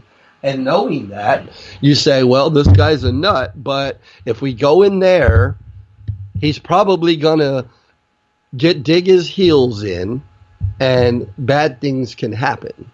So, I just think tactically it was a bad move. And I don't think they should have ever surrounded that property the way that they did. I think they should have taken him off the property, cut and dry. That's tactically, I just think it was a very bad move. Tanya, all the way over in Australia, wants us to change topics and get on to your views on what's happening in Syria. It is a mess over there, and the Americans were pulling out, and then the so-called attack with chemical weapons on their own people. Do you believe chemical weapons were actually used? Because there's 3 reports that I am hearing. First, chemical weapons were used by Assad on his own people, causing genocide. That's why Canada, the United States, France, and Great Britain went back in. Then there's the other side. Some are saying that there was no chemicals weapons used at all in that area. And then there are others who say they have detected chemical weapons in the area. However, the sarin gas was apparently linked to both the United Kingdom and the United States. This is where things get ugly in this world as propaganda really takes over, Jamie. Absolutely. I was just going to say, you can get propaganda from anywhere and from multiple sources that will completely contradict the other narrative. So, it's hard to say at this point. I wasn't there, and I haven't been able to glean anything that convinces me one way or another whether there actually were any chemical weapons there or not. There seems to be some compelling evidence there was, and then there's some evidence that it's just kind of almost a matter of what you choose to believe about if there actually was chemical weapons used. But I will say this: it doesn't make sense if you look at the stage, if you look at the logic of it, the motivation of it. It doesn't make sense, if you've been following what's going on over there, that Assad would do this, because inspectors had just been allowed in, didn't find anything, and then were about to pull out. They announced that they were about to pull out. They were going to leave the area and let Assad run his show the way he wants to run it. So nothing was found, and they were going to pull out. So what motivation would he have to do this. It makes absolutely no sense from I mean, you could say, well, a madman doesn't have to make sense. That's true, but he's not insane. He might be evil, but he's not insane. And it just doesn't make sense to me, at least at this point, that he had any motivation to attack his own people with chemicals, or the rebels with chemicals, given the developments that were taking place. He was almost in the clear. And so it just, I mean, you got to think, to make that decision, he had to calculate that he was going to be attacked again, and it wasn't going to be pretty. And to be perfectly honest with you, the attacks, the retaliation by the Allied forces could have been a lot worse. Using the same justification that they did to do tactical strikes and precision strikes, they could have expanded that if they wanted to, and they probably would have got away with that as well. But they didn't. But I don't know. Personally, Dave, I something just doesn't add up with it to me that he would do that. And there also, as you suggested, seems to be some evidence that there may not have even been chemical. I've seen some videos circulating that look like some of the treatment of some of the people that were attacked with these chemical agents were faking it. I mean, on the video, it actually looks to me like the procedures do not look correct for treating people, and there seems to be some odd behaviors going on, and some weird reporting around it. It's too early in the game, and I don't have any information to really say per se. I don't want to really obligate to that, but there is some suggestive stuff out there to say that this might have been a bit of a false flag, and a lot of people in high-powered places agree with that notion as well. So I don't know.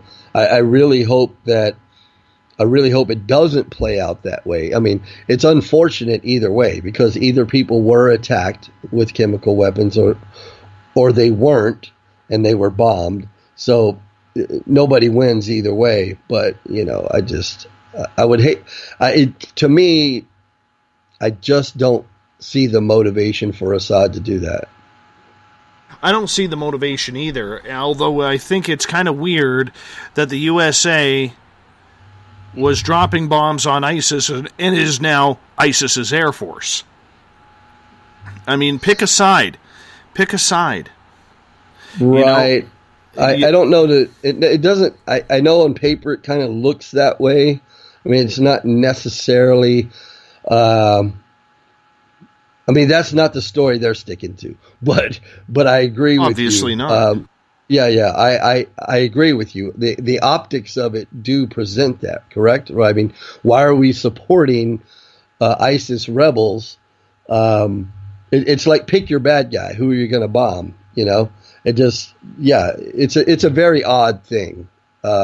But I mean, the U.S. hasn't quite declared that we're in league with ISIS, obviously. But yes, the optics of it are very bizarre in terms of that. I guess the thing that I don't like about it is a couple things. I don't like the fact that Donald Trump went into this without talking to Congress about it. And I believe under your Constitution, he was supposed to talk to Congress about any type of attack there or get Congress's approval on that. And number two, in regards to Trump, do you think this was done because there is a conspiracy out there, Jamie, that this was done to take away, some of the issues that he has been having legally with Stormy Daniels, with James Comey, and others?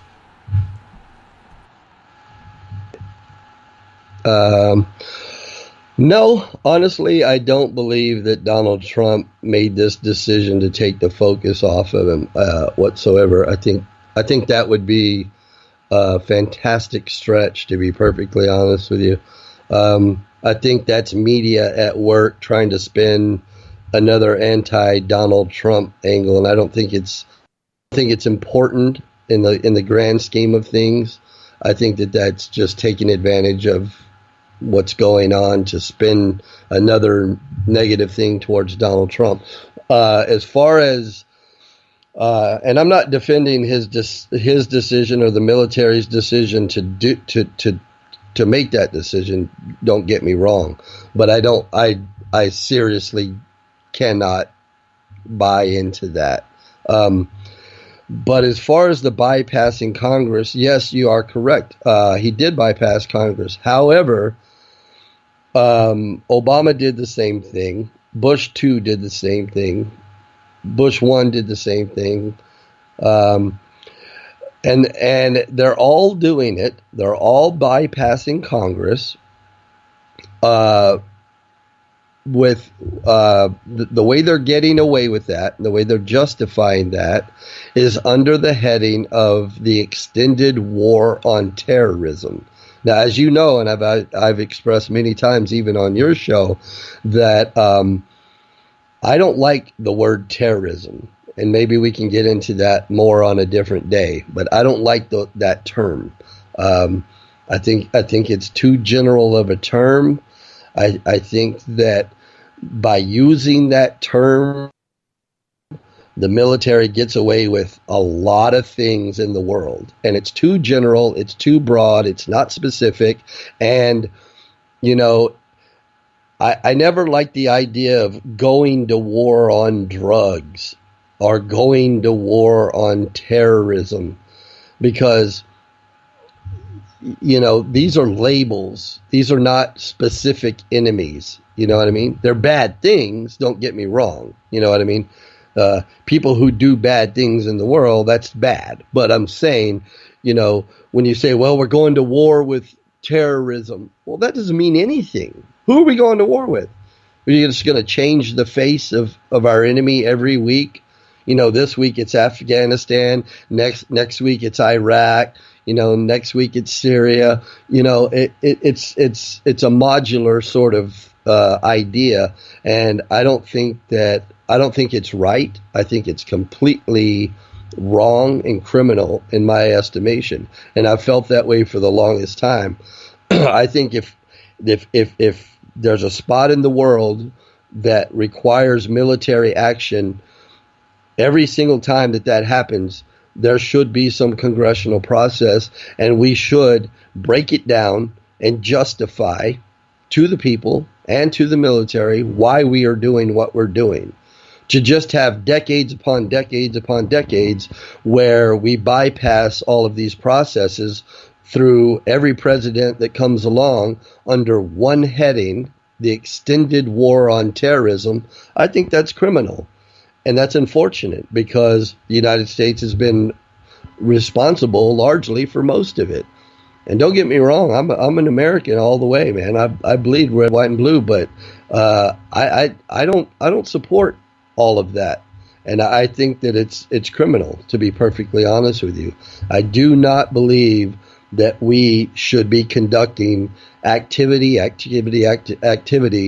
without some sort of process to be answered for, and under the heading of terrorism. It's like, you know, I don't buy it, and I don't support it at all.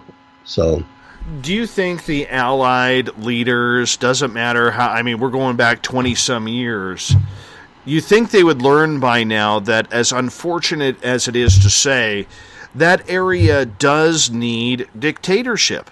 Otherwise it goes to all hell in a religious handbasket.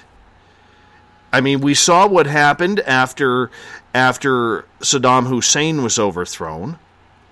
Okay, right. There was no need to kill him on a false flag that there was weapons of mass destruction there, even though the UN went in numerous times and could never find them.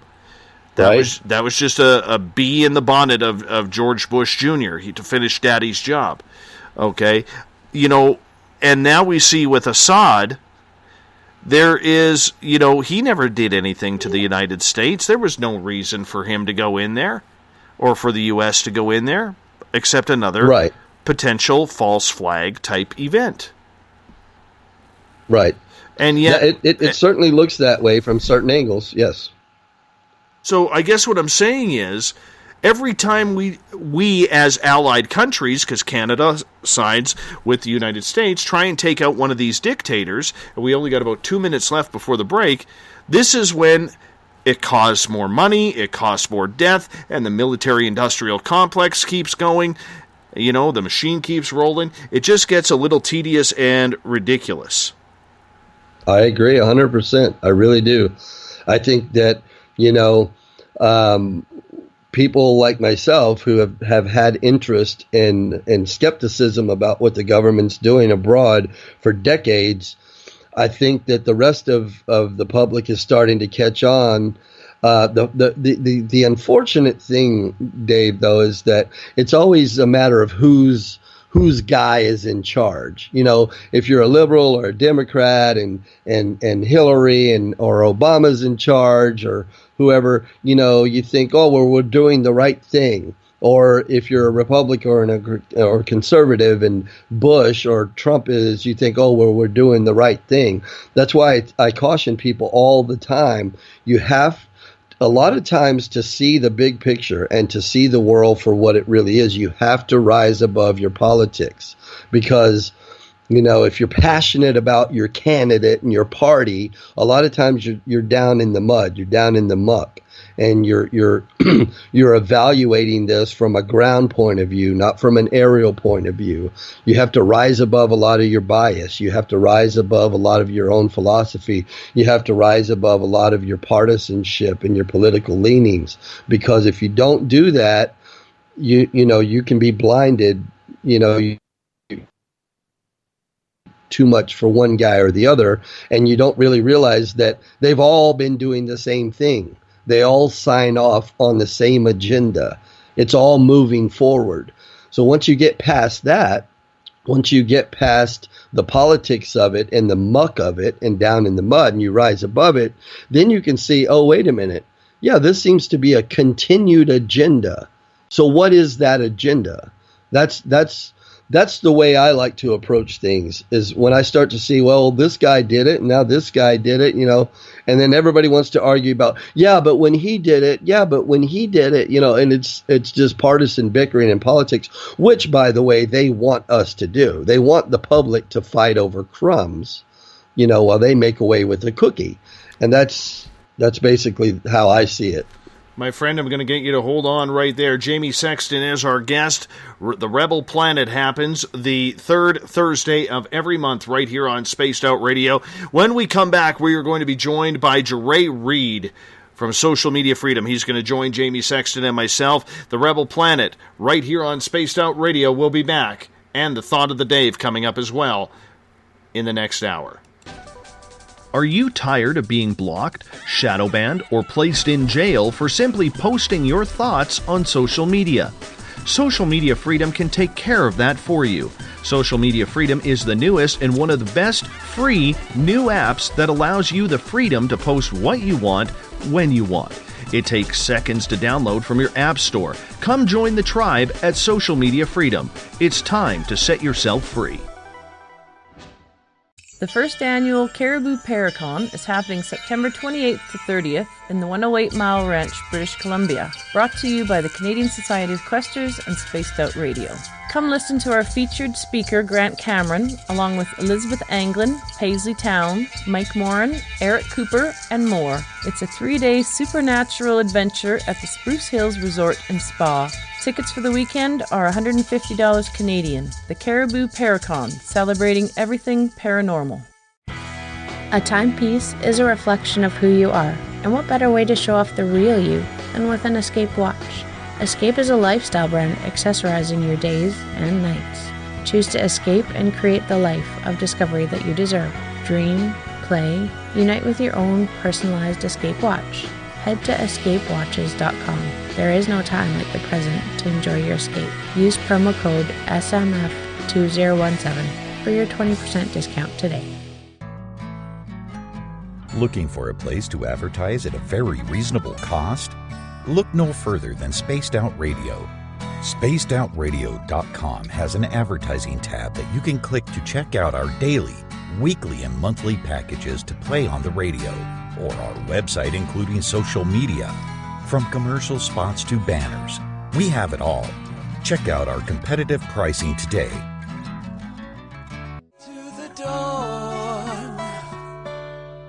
We're lighting the void on Saturday nights on Spaced Out Radio. Hey, this is Joe Roop, and I'm hanging out in SOR headquarters every Saturday night, bringing you the latest news when it comes to the weird and strange. Bigfoot, occult, UFOs, ghosts, and everything in between, I got you covered. You can tune in to spacedoutradio.com starting at 9 p.m. Pacific, midnight Eastern Time. Come travel into the void with us on Spaced Out Saturdays.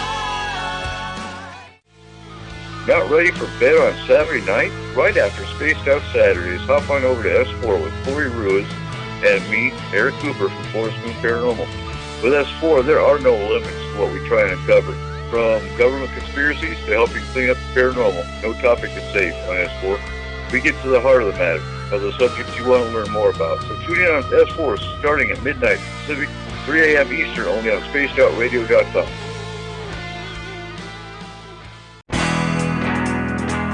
There's stories, then there's the truth. Do any of us really trust the news anymore? This is Jamie Sexton, owner of Rebel Planet News. The third Thursday of every month, I appear on spacedoutradio.com to bring you the truth you deserve, without mainstream media lies or alternative media fear-mongering. We'll get to the heart of the story and deliver the truth you're seeking. So come join us here for the Rebel Planet at spacedoutradio.com. The Call of the Wild is in Vancouver. The Moose Vancouver is one of the hottest bars and restaurants in the city. Open until 2 a.m. nightly, the Moose will rock you like a hurricane all night long. Great food with everything on the menu at $6.95 near the corner of Nelson and Granville. Get your horns up and come rock with us. The Moose Vancouver, the official rocking bar of Spaced Out Radio. Visit purpleplates.com today. For over 40 years, the Purple Energy Plates have been delivering amazing results for their many customers.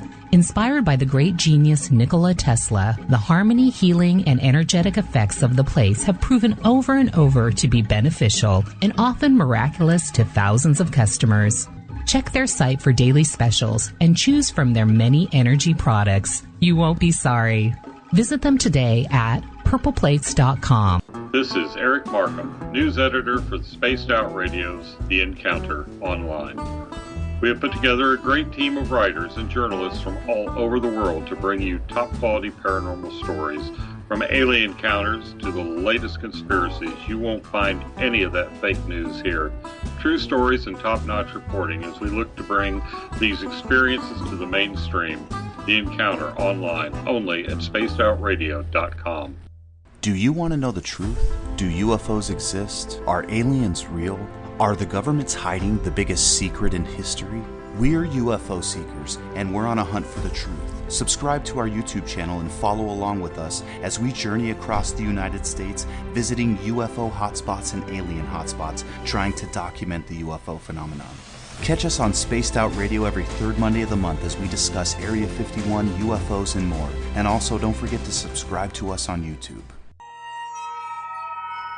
You hear footsteps in the empty room above you.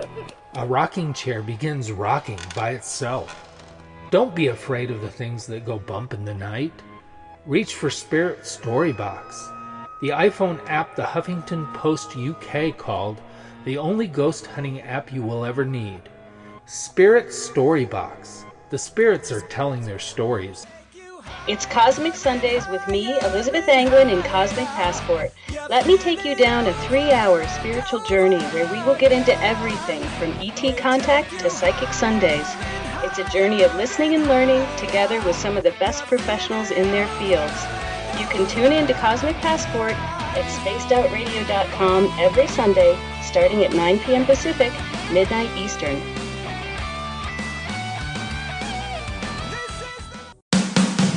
The views and opinions expressed by tonight's guest and topic of discussion do not necessarily represent the official policy or position of Spaced Out Radio, Spaced Out Weekend, Spaced Out Radio Limited, its hosts, syndicated carriers, or anyone associated with this broadcast.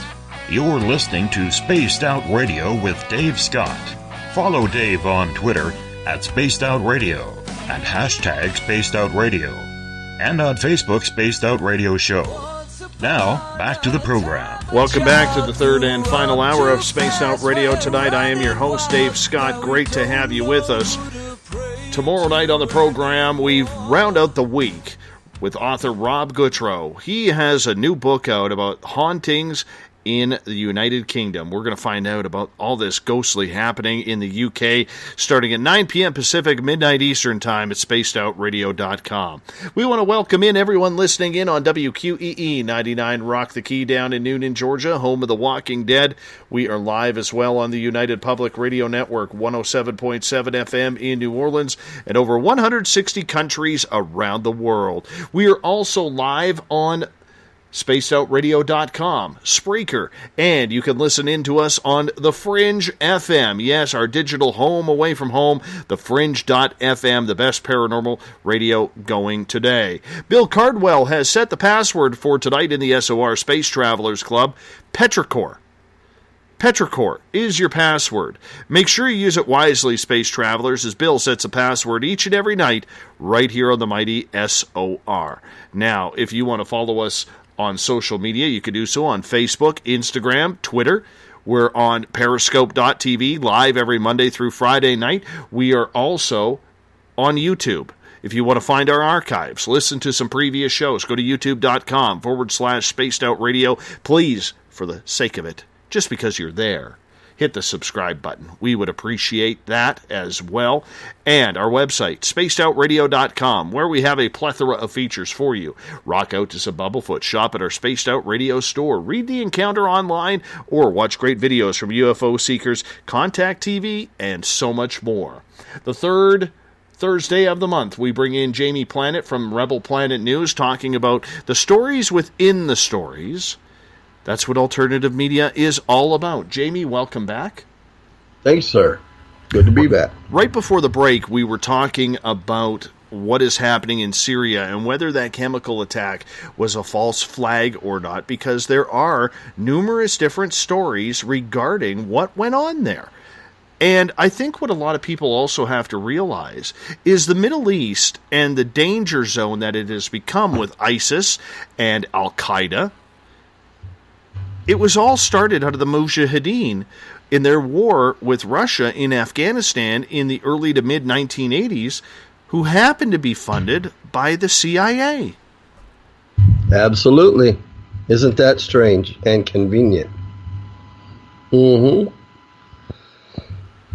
So define that for me a little bit, how it goes from the Mujahideen fighting the big bad Russians during the Cold War to the money that is going around the Middle East today, because the Al-Qaeda or ISIS never seems to run out of bullets, and I'm sure in some of the footage I have seen, there's a lot of American-made AR-15 and M16s there.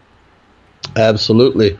Well, you know, we can go down a million rabbit holes with that, can't we? But I guess if you were to, if we want to entertain a broad theory, you know, there's always been talk that not the United States, well, I guess we'll say the United States or the West in general, the Western Allies, are basically the instrument for the New World Order. In other words, our financial institutions, our military, et cetera, all the above are basically the vehicle to usher in the New World Order. But to do that, we've got to take over some territories. And so if you buy into that theory, the general theory of that, this all sort of would make sense. It would make sense that you create Russia as a big bad enemy, right, with the Cold War, and you start off small, like you say, with the Mujahideen, and they're basically a ragtag outfit, supposedly, right? But in those days, as you said, we admitted that our own CIA funded them. We admitted that to fight the Russians in Afghanistan. And a generation after that, we also admitted, the CIA admitted, that it funded Al Qaeda. It funded Osama bin Laden. That's not a secret. That's not even a conspiracy theory. That's documented fact. That we funded those people in Afghanistan. So we basically created that enemy. Now, when you create an enemy like that, then we can later go to war with them. And then you give it a heading of terrorism. So now it's no longer just in Afghanistan.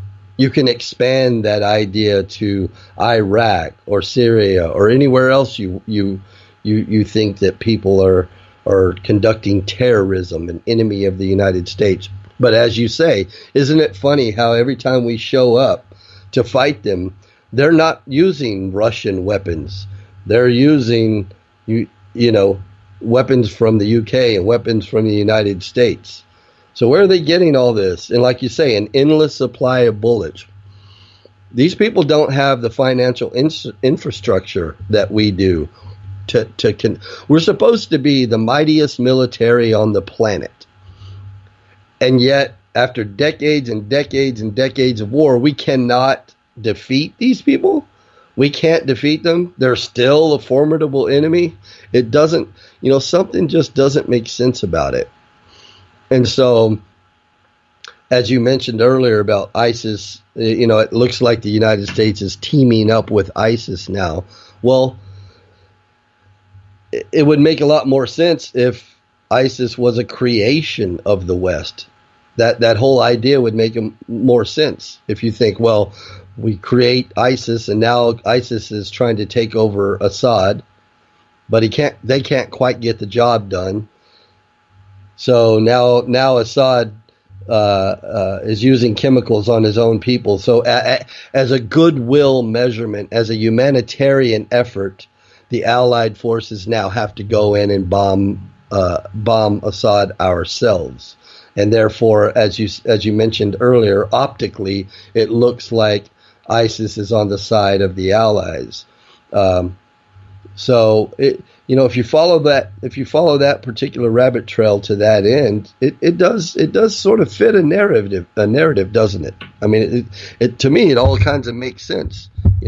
I know I'm jumping a lot of lily pads there and not filling in a lot of blanks along the way, but as a general overview, if you were to believe that the West, United States and our allies, Western allies, and our banking systems and our military and all that were being used to further a world agenda,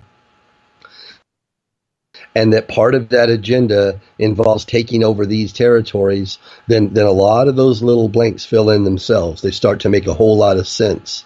And so, it to me, it's an idea worth exploring for sure. I think a lot more people should be thinking in terms of the larger picture and, start to put all these pieces of the puzzle together and think maybe they're not just isolated pockets of incidences across the world. They may all fit together for one agenda.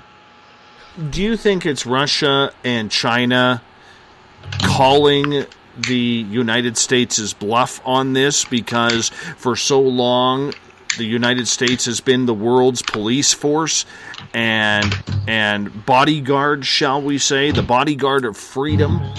And now it seems like in some ways the U.S. is getting caught up in what we were always told that was done by the Russians or the Chinese or any communist country.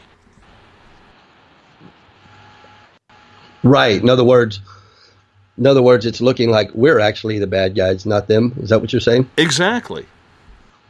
Well, yes, that's a very big possibility. But now I would caution anybody that would utter that to say it's not you, it's not me, it's not millions and millions and millions of everyday Americans, because we're being taken for a ride too. We're not making these decisions. It's the powers that be. All these things are largely out of the public's hand. The public doesn't get to vote on who we go to war with. we call ourselves a free people, but we don't get to vote on who we go to war with. Those decisions are made by very few people in very high places. So, in a way, we do kind of live under a dictatorship. We get to supposedly vote for the leaders, but we don't get to make decisions on what they do every day. They just seem to operate on their own, and they call these shots. So it's unfortunate that so many Americans do have a sense of patriotism, myself included, and so do our allies. They have a sense of patriotism to their own countries, and we were raised to believe that our countries stand for freedom and good things and humanitarian efforts and those sorts of principles. And I believe that as a people, as individual citizens of those respective countries, we do believe in all those things, and that's why we get behind what the government sells us, because we don't want to believe that the United States or anything with our flag on it or our banner or our label on it would do anything horrible in the world. But what some believe, and what I'm sort of suggesting tonight is, we might consider the fact that these decisions to use the United States and Western allies as a vehicle for an agenda that really has nothing to do with the people of a sovereign nation. It doesn't necessarily have anything to do with the hearts and minds and the thoughts of people on the ground here in the U.S. Or even to be perfectly honest with you, I'll extend that, and I don't even believe that a lot of these actions and decisions reflect the hearts and minds of the military. I think because our military is so departmentalized that these young men and women are trained to just follow orders. And if you're a soldier on the ground, you've been trained to do a certain job, and you get handed an envelope and here's your mission, you're not necessarily going to question the mission. You've been told over and over that this is a bad guy. This is a bad guy. You know what I mean? So there may be a whole lot of propaganda and a whole lot of brainwashing and a whole lot of things going on outside of what the public is told. And, a lot of these actions in the world that if we just stop and question them, we might not agree with them. We might actually be the bad guys in some respects. You know what I mean? And that's unfortunate. I hate to believe that, but there's so much evidence on the table to suggest that is a real possibility. And I hope it doesn't come back to bite us, to be perfectly honest with you. I hope it doesn't either, because, I would not be happy with World War III. And, it's funny because living up here where I do, it's tough having a conversation with a friend like I did the other day in my area. Bazooka Joe, as many of you know, he lives about 1.5 miles away from me, my Bigfoot guy. And literally we were talking, okay, if a nuclear bomb were to hit Seattle or Vancouver, knowing that we are in a safe zone here because we're so high up on the mountains that the residual effects from the chemicals and the nuclear waste and destruction from that would not hit us. That's a sad conversation I never thought I would have in my life, my friend. Yeah, that sort of thought is never pleasant, is it? But no, even without even without nukes, war is never pretty. And when people are dying and bombs are going off, whether they be nuclear bombs or any other type of bomb, it's not pretty. If you're a farmer in some country in the world, right? This is hypothetically put out a scenario. If you're a farmer in some part of the world and you've got absolutely nothing to do with what your government is doing, and you have the best intentions for humanity that anyone could have, and you're just trying to feed your family and live your life day to day, and a bomb goes off in your village and kills your entire family, it doesn't matter if it's a nuke. It doesn't matter that only 10 people died as opposed to 10 million. Your world is destroyed. And that's humanity. You know, one life is just as important as a million lives. I don't know why we constantly calculate disaster in a numerical fashion. I find that an odd characteristic of humanity, to be honest with you. I don't, war is war. You know, and I think if we say, well, we took out a village of 40 people, there was some collateral damage. That's terrible. That's terrible. You know what I mean? I mean, it's terrible. War is not pretty. And I think that's why I think it's serious business. And we should not be bypassing Congress on war decisions, especially with mixed information like the Syrian situation seems to be offering. I think it's serious business, and we shouldn't take it so casually. I mean, we should never, you know, unfortunately, war is a part of humanity. And I don't know that that will ever change, unfortunately. I think it's just part of our species. So, I don't know, I'm torn, but I really do believe that it's important for a country and a civilization to have a defense system, to have a military. So, but I think we should be very cautious about how we use that. And I use that even in the personal sense. So my principles are pretty consistent. In other words, I believe in the right to own guns. I believe that I should be able to own a gun to protect myself, but I have to be responsible about that. You know what I mean? I can't just, if somebody angers me because they charge me too much for my sandwich, I can't just shoot them. You know, that's an excessive use of force. I have to use my defense mechanisms and my force responsibly in the world. And so that's the way countries should behave too. You can't just bomb people indiscriminately in the name of some broad header as terrorism and, you know, just, you know, kill innocent people without really investigating the evidence. But like I said earlier, you know, people could say, well, Trump shouldn't have done that. Well, you can put Trump's name on it if you want to. But, you know, if you know how government works, I guarantee you Donald Trump didn't just wake up last week and go, I think we should do this. It doesn't really work that way. I mean, every morning any president wakes up and am I on? Yeah, you're still on. I'm just calling Jure in right now. Okay, yeah. Any president wakes up in the morning and has a meeting with a general from every branch of the military, and so those people in that room contributed to this thought process. In other words, I'm sure that decision, whoever made that ultimate decision, whether it be Trump or a general, did so on the advice of a collective. A collection of thoughts in the room, if you follow what I'm saying. Right. So, you know, it's never a matter of, oh, Trump pushed a button or, you know, Trump put on a flight suit and went over and did that. It's never that simple. We bring in Jure Reed from Social Media Freedom here.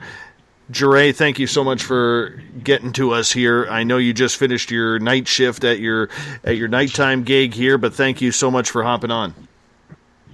No problem. Sorry it took so long to get out of work and get on here, but I'm happy to be here. Not a problem. Jure, we were just been talking about Syria for the last few minutes. You are a 4-time veteran. Or tour duty veteran with the United States Army. I believe you were a Ranger, so thank you so much for serving your country the way you did and all the allied countries as well, my friend. That was pretty awesome of you to sacrifice that. Thank you so much. I just had to stand up and I did what I did. Everything else chose me. Yeah. So, how you doing, Jure? I'm doing good, Jamie. How are you? Good, buddy. Jure, I want to kind of get you to weigh in here because you have been in the Middle East. You have fought ISIS. You have fought Al-Qaeda in various hot spots around the Middle East. When you look at Syria, and you read the news about what's going on there, does it look the same as to what you saw in the Middle East, or is this a whole different ballgame on what's going on over there? Oh, in a way, in my personal opinion, it's kind of on the same levels of things, just different scenario. I mean, you've got somebody that was in power, and then the younger generation comes up, steps up, and takes over power.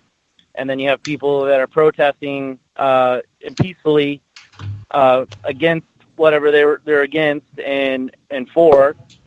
And then you have another militia group set up shop, and then that person in power is against it too and controls it, and that's what they're doing. And then, and amidst all of that, you've got the other organizations taking advantage of that and setting up shop in other various parts of the country. And so there's a lot of things going on than just what they're doing, in my personal opinion. Do you, now that you are a civilian, look at whether or not any of these are false flags, or because of your service to your country, do you look at this scenario and say, I really don't want to go there for the respect of my lost brothers and sisters? I have no problem going back and fighting the good fight. I definitely had a different take on all of it, just because of where the level of how we fought and the brothers that I fought with. But it's not so much big army, so smaller army type of thing. But we just follow orders and we do what we do. But I have no problem going back over. But I guess what I'm saying is, in the scenarios, looking at it from a civilian point of view now, do you look at things as the potential of being false flags? Because there are a lot of veterans who have now stood up after serving in the Middle East and saying, you know, this is wrong. This isn't what I signed up for. Are you one of those, or are you someone who, as you say, you would have no problem going back over there, but does the cause have to be justified? Well, everybody has their thing that makes it a cause for them to want to stand up and join. But there's a lot of time on your hands sometimes when you're there to really have many, many conversations and thoughts that go through your head. So the questions do arise. Why am I here? What am I doing? And then there are times when you have the good fights and the good things that happen, not just necessarily fights, but and that you feel like you are making a difference, and then you're happy that you're there. So it's kind of both. Do you think there is conspiracy revolving around this? Yes. Could you define that? Well, that's also partially due to the media and what they're wanting you to see. You have to dig a little deeper, and anybody can do it. You just have to look past the shiny figure, materialistic possessions. In this case, I'll give an analogy for that, to look past that and dig a little deeper. But in the conspiracy of this, what is the ulterior motives? And I'm sure Jamie would probably agree. It's just a matter of time before it actually all comes out or shows up, and more questions arise into this or to that. You mentioned. Yeah. Go ahead, Jamie. You know, Dre, I always find it unfortunate for people who go and serve, like you and others, and a lot of our friends who some didn't make it back, but that you do get put into a very dangerous situation, and you have to follow orders, and you're not really allowed to question those orders when you're on the ground. And a lot of times there's not even enough time to do that. I'm sure you can testify to that. And you're not allowed to question an order. That's just the way the military is structured. And being a soldier, you may serve your whole career risking your life doing that and not ever necessarily know why. So I think that's unfortunate. Got some noise going on. Yeah, I think the Las Vegas wind is blowing through Jeray's hair right now and causing some noise. Is that better? Yeah, much better. Thank you. Yeah, that's better. Yeah. But yeah, I just my point with that is that that I've always, because I've always had to separate this in my own thinking, is that young soldiers and young men and women that are over there risking their life, you can't fault them for following orders. You can't. But they don't get to call the orders. They don't know necessarily why they've been dropped in a certain area or why they've been handed a specific order or whatever. Those things, there's such a chain of command that it's unfortunate that if there is a conspiracy going on somewhere way up the food chain, a soldier on the ground really has no say over that. And that's unfortunate, for everybody. Especially people risking their lives on the ground. That even goes down, not just down to like the lower enlisted. That also goes down to, lower off ranks and officers, and just pretty much so the op order comes in, and then it gets dismantled into how it gets worded out to the rest of, whether it's a platoon or soft group or whatever, and then you carry on in Charlie Mike, continue mission. Right. So there's like several officers in the chain of command who aren't even allowed to question that. So by the time it gets down to the guy packing his gun, he's following, a chain of command that could be 50 officers long, and so you're not going to question that. There's no way you would question that. Let's get into let's shift the topics here, guys, and get into the reason why we wanted Jeray to come on the air here in hour number 3, which was to talk about social media. Jamie, you and I had a good conversation about that. Jeray, I want to ask you a couple questions, and I'll turn it over to Jamie here. Being a veteran and seeing what you saw, and then seeing that perceived freedom that you were fighting for being moderated on current social media platforms, what made you decide that something had to be done about that? Was it an instinct? Was it something about honor to the flag and the Constitution? What was that all about? Well, it kind of just started out where I started seeing a lot of my close friends having problems and issues where they were being banned, or their profiles were being blocked or temporarily shut down. And when they were banned, they were losing a lot of followers. Some of these people are celebrities that Jamie and I both know. And it takes some time to do that. And they're not paying money to get these followers. So, there's a lot of time invested. And when that happened, I started questioning. So I started digging deeper into all of it and wanted to find out why this was happening. I have zero legal background, so it was kind of fun and boring at the same time, reading through all of the terms of service, the privacy policies, and everything else. So all of that fine print, I did read all of that stuff. It took forever, but I did it. And when I did that, I started drawing up what I thought were the problems and how I could find the solutions to those. And that was the birth of once was Tip in the Velvet to TTV, and now Pivot to Social Media Freedom, SMF. When you talk to people who are on social media, and I know both you and Jamie know way more famous people than I do, and it kind of comes with the territory of, I think, being in Las Vegas, a hot spot for everybody. Do they have, as in celebrities, have the same issues with social media as, say, somebody who doesn't have the blue check mark beside their name? Even more so.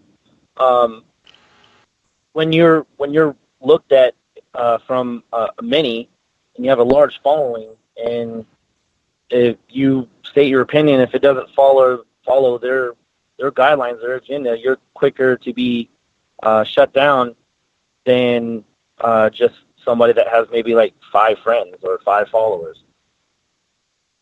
But once the person that has 5 followers or 5 friends, if it does gain momentum for whatever they said, which can happen, as we all know, very, very quickly in social media, and go viral, then they too can be a victim of the censorship and the political agendas and whatever else is on the table for that particular platform. I want to get to this question right here, okay? I find it so weird what is blocked and what isn't on platforms like Facebook, okay? Give you an example. Up until I wrote a rant about it yesterday, for some reason my news feed had been absolutely flooded with people sharing videos of animals being tortured. People clubbing dogs with giant pipes or hanging dogs from their vehicle mirrors as they drive down the road. Just sickening stuff like that. And people are sharing this crap. And, you know, I'm all for freedom of speech. But on a platform like social media freedom, where you take it that next step, where you allow people to post what they want when they want, what is acceptable and what isn't? That's a great question. What's acceptable is simply just what is legal. And, you know, we don't support terrorist organizations. We don't support, you know, there's that fine line between love and hate, and what is censored and what isn't censored. And I believe that, yes, I'm glad in the advances in technology where, you know, we're creating these algorithms and things are thinking for us, and they're taking the part away from an actual human being making the choices and all that stuff. But right now, for us, it's just a matter. It's keep it simple, and that's, you know your legal boundaries, and that's pretty much so it. As long as you're legal, you're free to share whatever you want. I get that, but is there any standards for, say, videos like the torturing of animals? That it's funny because Facebook will ban somebody who has 1.4 million followers just because they have a political view, but here they are allowing people to show videos of people, you know, beating the crap out of the elderly. I've seen those recently, or beating the crap out of handicapped kids, or beating the crap out of dogs or cats, setting, tying Roman candles or bottle rockets to dogs' tails. You know, I've seen that one a couple of times, and I am getting. Yeah, I've seen all that stuff too. So would that something like that, yeah. you know? And I think with social media, the biggest problem that we have, and Jamie, maybe you could speak to this, is, you know, at times we're so more interested in going viral than questioning the morality of something that really social media can become a very dirty place, even though a guy like Jure is trying to keep the freedom of being able to say what you want when you want. Absolutely. Well, I mean, in case the audience hasn't caught on, Jure and I are actually friends. We've known each other for quite a while, and I'm a big fan of Social Media Freedom, his site, and I think the same reason that he started Social Media Freedom is the same reason I started Rebel Planet News. You know, we want all voices heard, and I think Jure said it best when he said the line basically is very clear. What's legal is legal, even if you disagree with it, even if you don't like the taste of it or the sound of it or whatever. But, you know, you mentioned the abuse of animals. Well, clearly that's not legal. And not only that, but it clearly states in Facebook rules that pornography is a site, right? But, I mean, if I wasn't already, I could have been become an honorary gynecologist on Facebook. I mean, there's so much point there. But if I say the wrong word, and Jay could probably testify to this, I've had split pages, and 5 or 6 of my personal, all my friends can tell you, I've had 5 or 6 of my personal pages either shut down or suspended multiple times for just saying the wrong thing that somebody just disagreed with. It wasn't, I would never do anything illegal on my page, but just they didn't agree with words I was using or the politics or something like that. Yet, as you suggest, there's a lot of pages that I'll go to on Facebook where there's naked women, sex going on, animal abuse, and all sorts of things. I think eventually they get shut down once they get reported. But for me, I can tell you there's a spotlight on my pages because I could say the wrong word on my page, and within 5 minutes, my page will be suspended. And I've had them suspended and shut down and all kinds of things. So, but I agree with Jeray. I think he said it best when the line really should be where with what's legal. Because I think we could all agree on that. Because we can always fight for laws to be changed, as a collective people, and we can agree on that. And then once we establish what's legal and illegal, fine. But if something's legal, you should be able to say it and express yourself without repercussions. And that's not being done now. What we have is just blatant censorship in a lot of these platforms. Exactly. And I love how you said that in that context too, Jamie, because you said on the bigger picture. I think that a lot of these things and issues is something that we, the people around the world, not just the United States, especially on a global platform that's enterprise such as social media freedom, it should be something that's discussed on a whole and not just made a choice between myself and the shareholders.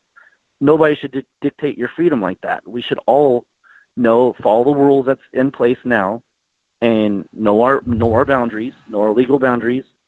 They'll be able to have freedom of speech and freedom of expression. And then, if you want to have something change, then that's something, where everybody discusses and you make the change on a majority level. I agree. Yeah, absolutely. And I know that was one of the motivating factors for you. You and I have discussed that for you starting your site. And I think that's great, man. Like I told Dave in the second hour, I don't think Facebook is going to change their platform. I really don't.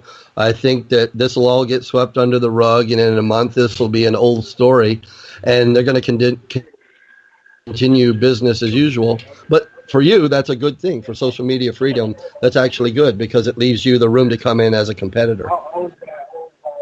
Yep, sure does. Dre, I want to ask you, do you see Facebook as a monopoly, or do you see it as something where the proper competition hasn't been created to give them a run?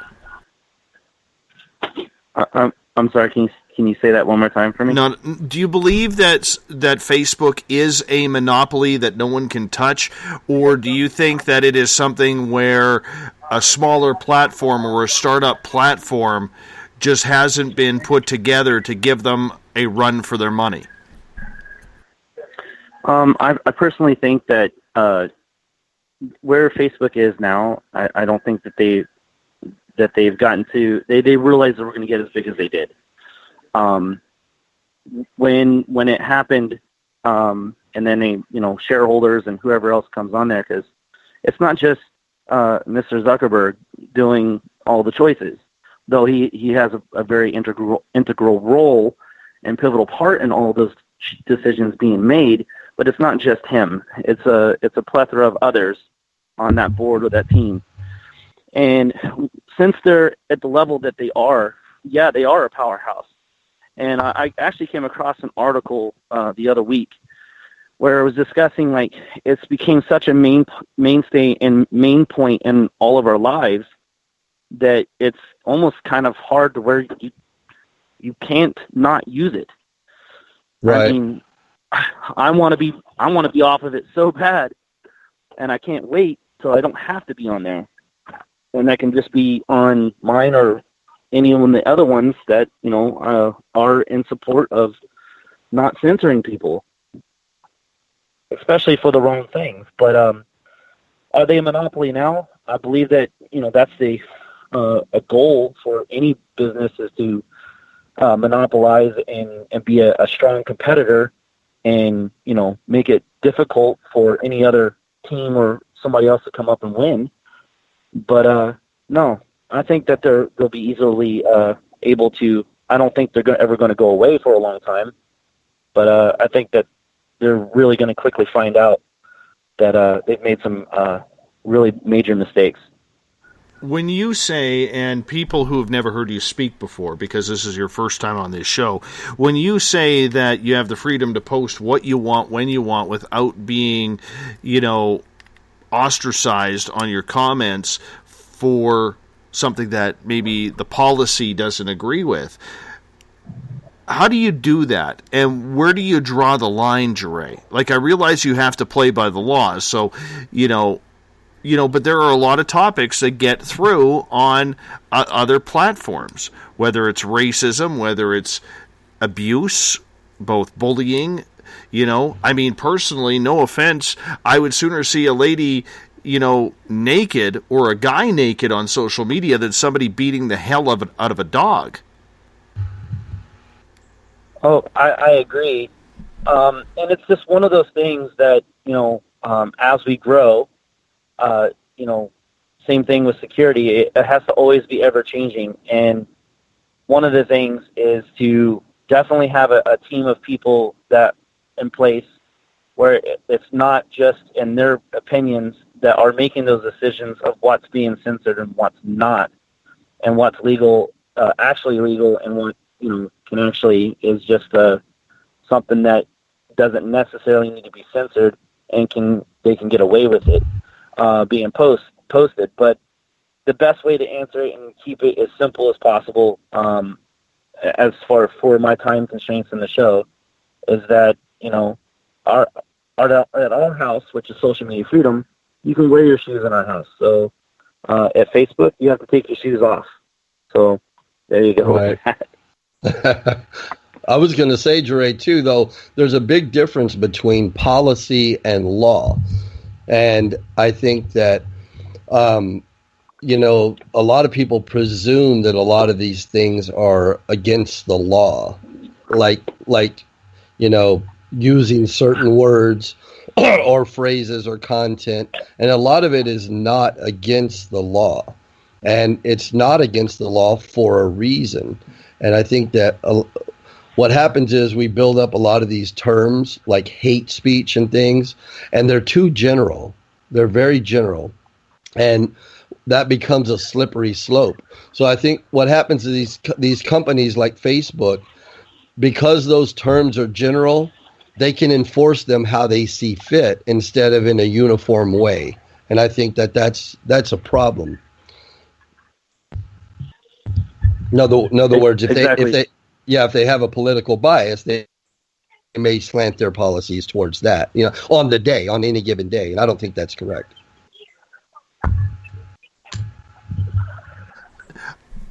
I'm still a little concerned for people switching over.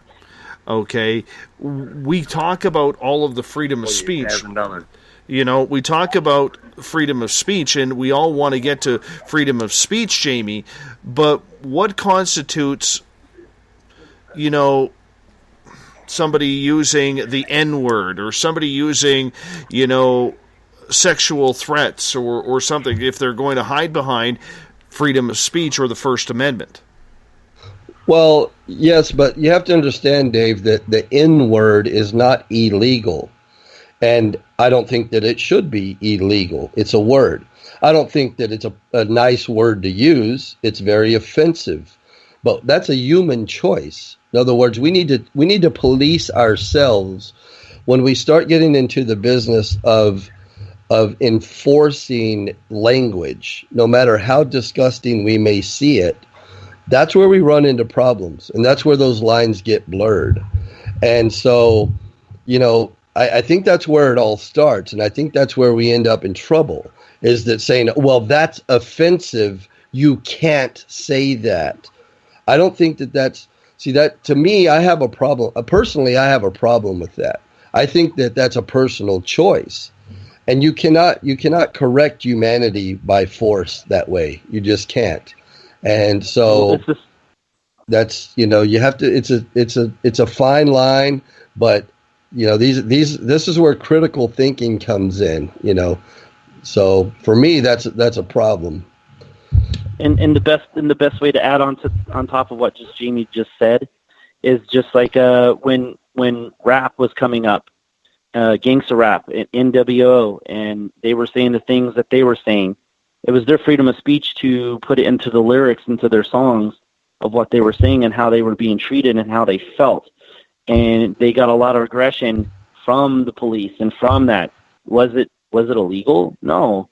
But they, and then obviously it's caught fire and rap is not necessarily rap anymore, but it became popular, and it's the same thing. Is it right to say? No, it's not right to say, but a lot of people have became pretty sensitive to, and that's not I'm not saying everybody's sensitive and we all need to be stronger, but for a majority, they're so quick to say that, take that these offends people down me. and yeah, exactly. Hey, yeah, and I was going to say real quickly on that, Dave, is we talked about that before. It's like free speech and the First Amendment. The First Amendment is not designed to protect popular speech. In other words, a speech that we all agree on. Free speech is First Amendment is in place to protect unpopular speech, and so that's the importance of it. So I'm very cautious about, that's offensive, so we can't say that. That's a slippery slope. Mm-hmm. Dre, I got a couple questions for you from Kevin in our Spreaker chat room. He is asking, will social media freedom be available for Windows in the future? As of now, we're sticking to iOS, Android. That's all going to be determined on usage for that particular operating system. But and the use of capital that's going to go towards that as we grow. Eventually, I definitely want to make sure that we support every operating system and devices out there. But as right now, it's just the main particular operating systems and devices. So in other words, get a tablet or a smartphone, download Social Media Freedom, and that's the way you do it for now until the capital and the people start showing up, and then you're going to build your own site. Exactly. It's a building process. When I started this, it's definitely has been probably the hardest thing to do, that and to actually get accepted into the Apple Store, which to get that approval rating for everything that we stand for has pretty much been our biggest goal. But getting the code right and making sure everything still operates smoothly, being on an enterprise platform of code has been a monumentous challenge. And we're diligently working all the time. I have a great team that are very knowledgeable and forward-thinking, and we've got a lot of great things coming in store for everybody in the near future. But once again, it takes a lot of time, and it does take money. And we're working to do it the best that we can, but it really takes everybody's effort. Just be patient and just know the cause and what we stand for and the concept, and that we support you and all the users. We don't sell your data. We're never going to share it. I've found a way around all of that, so that on ways that we can make money and monetize the platform to help grow. But it's going to take users, because the data of just having the power of people and a mass number, it speaks volumes. Kevin, second question to you.